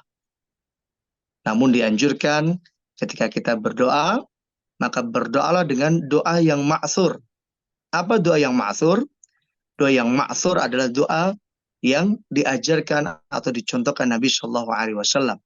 Sekali secara umum doa itu bebas, boleh dengan bahasa apapun. Kalau bisa dengan doa yang ma'thur. Kalau tidak bisa, maka bebas dengan doa apa saja sesuai dengan keinginan kita, dengan bahasa yang mudah dan bisa kita sampaikan kepada Allah. Insya Allah, Allah Subhanahu wa Ta'ala yang Maha Alim, yang mengetahui, yang Maha Sami', yang Maha mendengar. Allah lebih tahu apa yang kita inginkan. Insya Allah, bahkan ketika lisan kita tak mampu untuk berucap, Allah Subhanahu wa Ta'ala tahu apa yang ada di dalam isi hati kita. Barakallahu fikum. Baik, Bu Eka, masih ada yang mau ditanyakan nggak tadi? Ada yang terlewat atau apa? Bisa langsung direspon saja kalau memang masih ada yang ingin ditanyakan. Masih ada dua. Boleh. Silakan Bu, langsung Bu. Untuk sa'i itu kan bagi laki-laki nanti ada yang lari-lari di area antara garis hijau ya, sambil berdoa yang Robbi fir warham kayak gitu Ustaz. Nah itu untuk perempuan kan enggak. Nah tapi untuk doanya apakah perempuan juga enggak doa Robbi fir warham atau gimana? Lalu yang kedua pertanyaannya sebenarnya.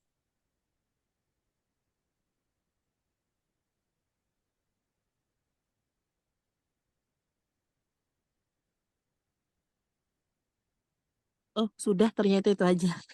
Sudah Ustaz, pertanyaan itu aja. Syukran Ustaz. Barakallahu fikum. Khusus untuk sa'i, apakah membaca bacaan doa Rabbik fir warham ini hanya dikhususkan bagi ikhwan atau laki-laki atau juga berlaku bagi akhwat? Jawabannya adalah berlaku untuk semuanya.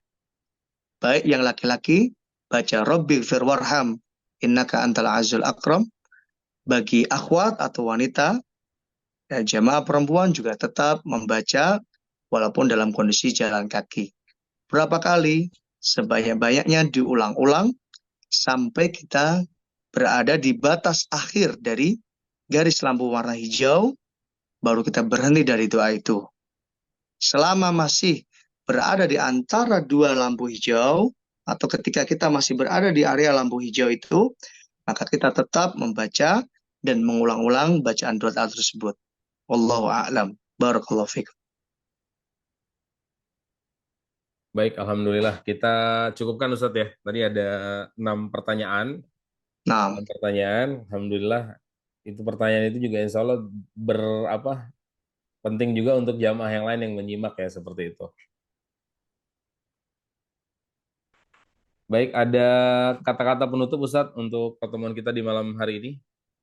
nah, Bapak Ibu seluruh jamaah yang dirahmati Allah, sebelum mengakhiri kajian atau Zoom kita pada malam hari ini, kami mengajak kepada seluruh jamaah untuk meluruskan niatnya sekali lagi.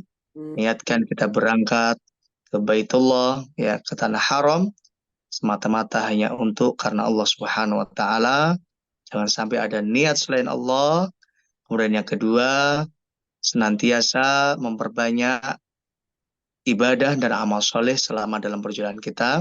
Jadikan perjalanan kita ini sebagai ladang pahala yang sebesar-besarnya. Kami, PT Wafdullah Tamu Mulia, selalu berikhtiar dan berusaha semaksimal mungkin untuk memberikan bimbingan, pelayanan, dan pendampingan kepada seluruh jamaah dengan segala ikhtiar dan upaya kami. Insya Allah dari keberangkatan sampai kepulangan kami akan selalu memberikan bimbingan, dan insya Allah kami selalu berikhtiar agar apa yang kami sampaikan sesuai dengan SOP, sesuai dengan tuntunan Nabi Shallallahu Alaihi Wasallam. Kemudian yang terakhir, kepada seluruh jamaah rahimani wa rahmakumullah, bagi siapa saja yang masih memiliki pertanyaan, insya Allah pertanyaan bisa disampaikan ketika kita nanti ada manasik secara offline, ya. Nanti kita akan mungkin bisa jauh lebih detail materi pembahasannya daripada apa yang kami sampaikan di malam hari ini. Ini hanya sebagai pemanasan saja, tapi Masya Allah pertanyaannya semuanya luar biasa. Kami ucapkan jazakumullah khairan katsira. Mudah-mudahan Allah Subhanahu wa taala menerima setiap amal soleh kita dan menjadikan ini sebagai pemberat timbangan amal soleh, dan mudah-mudahan setiap ikhtiar perjalanan kita nanti senantiasa dimudahkan dan diberikan kelancaran oleh Allah Subhanahu wa taala. Dan saya mengucapkan jazakumullah khairan katsira kepada Mas Miko dan kepada PT Wafdullah Tamu Mulia yang telah memberikan kesempatan untuk menyampaikan manasik pada malam hari ini. Dan juga kami ucapkan permohonan maaf yang sebesar-besarnya kepada seluruh jamaah jika ada hal, ucapan, tutur kata, atau materi yang terlewat. Kami mohon maaf yang sebesar-besarnya. Adapun kekurangannya tentunya dari kekurangan kami, yang kelebihannya adalah dari Allah Subhanahu wa taala. Jazakumullah khairan katsira. Barakallahu fikum. Assalamualaikum warahmatullahi wabarakatuh. Waalaikumsalam warahmatullahi wabarakatuh. Baik, alhamdulillah Bapak Ibu, jamaah umroh plus Dubai keberangkatan 15 September 2024 dengan berakhir sesi manasik online oleh Ustadz Abzal Hafizahullah Ta'ala, maka berakhir pula sesi pertemuan kita di malam hari ini. Tadi sudah banyak yang disampaikan dari Ustadz terkait bekal ibadah, mohon dipersiapkan Bapak Ibu, mulai dibaca-baca kembali bukunya, nanti ketika di pertemuan sesi manasik offline silahkan ditanyakan, disiapkan dari hari ini, catatan-catatan pertanyaannya. Kemudian apabila ada hal-hal teknis yang luput, bingung, boleh dijapri saja ke admin-admin yang ada di WA Group ya Bapak Ibu, insya Allah nanti kami akan merespon.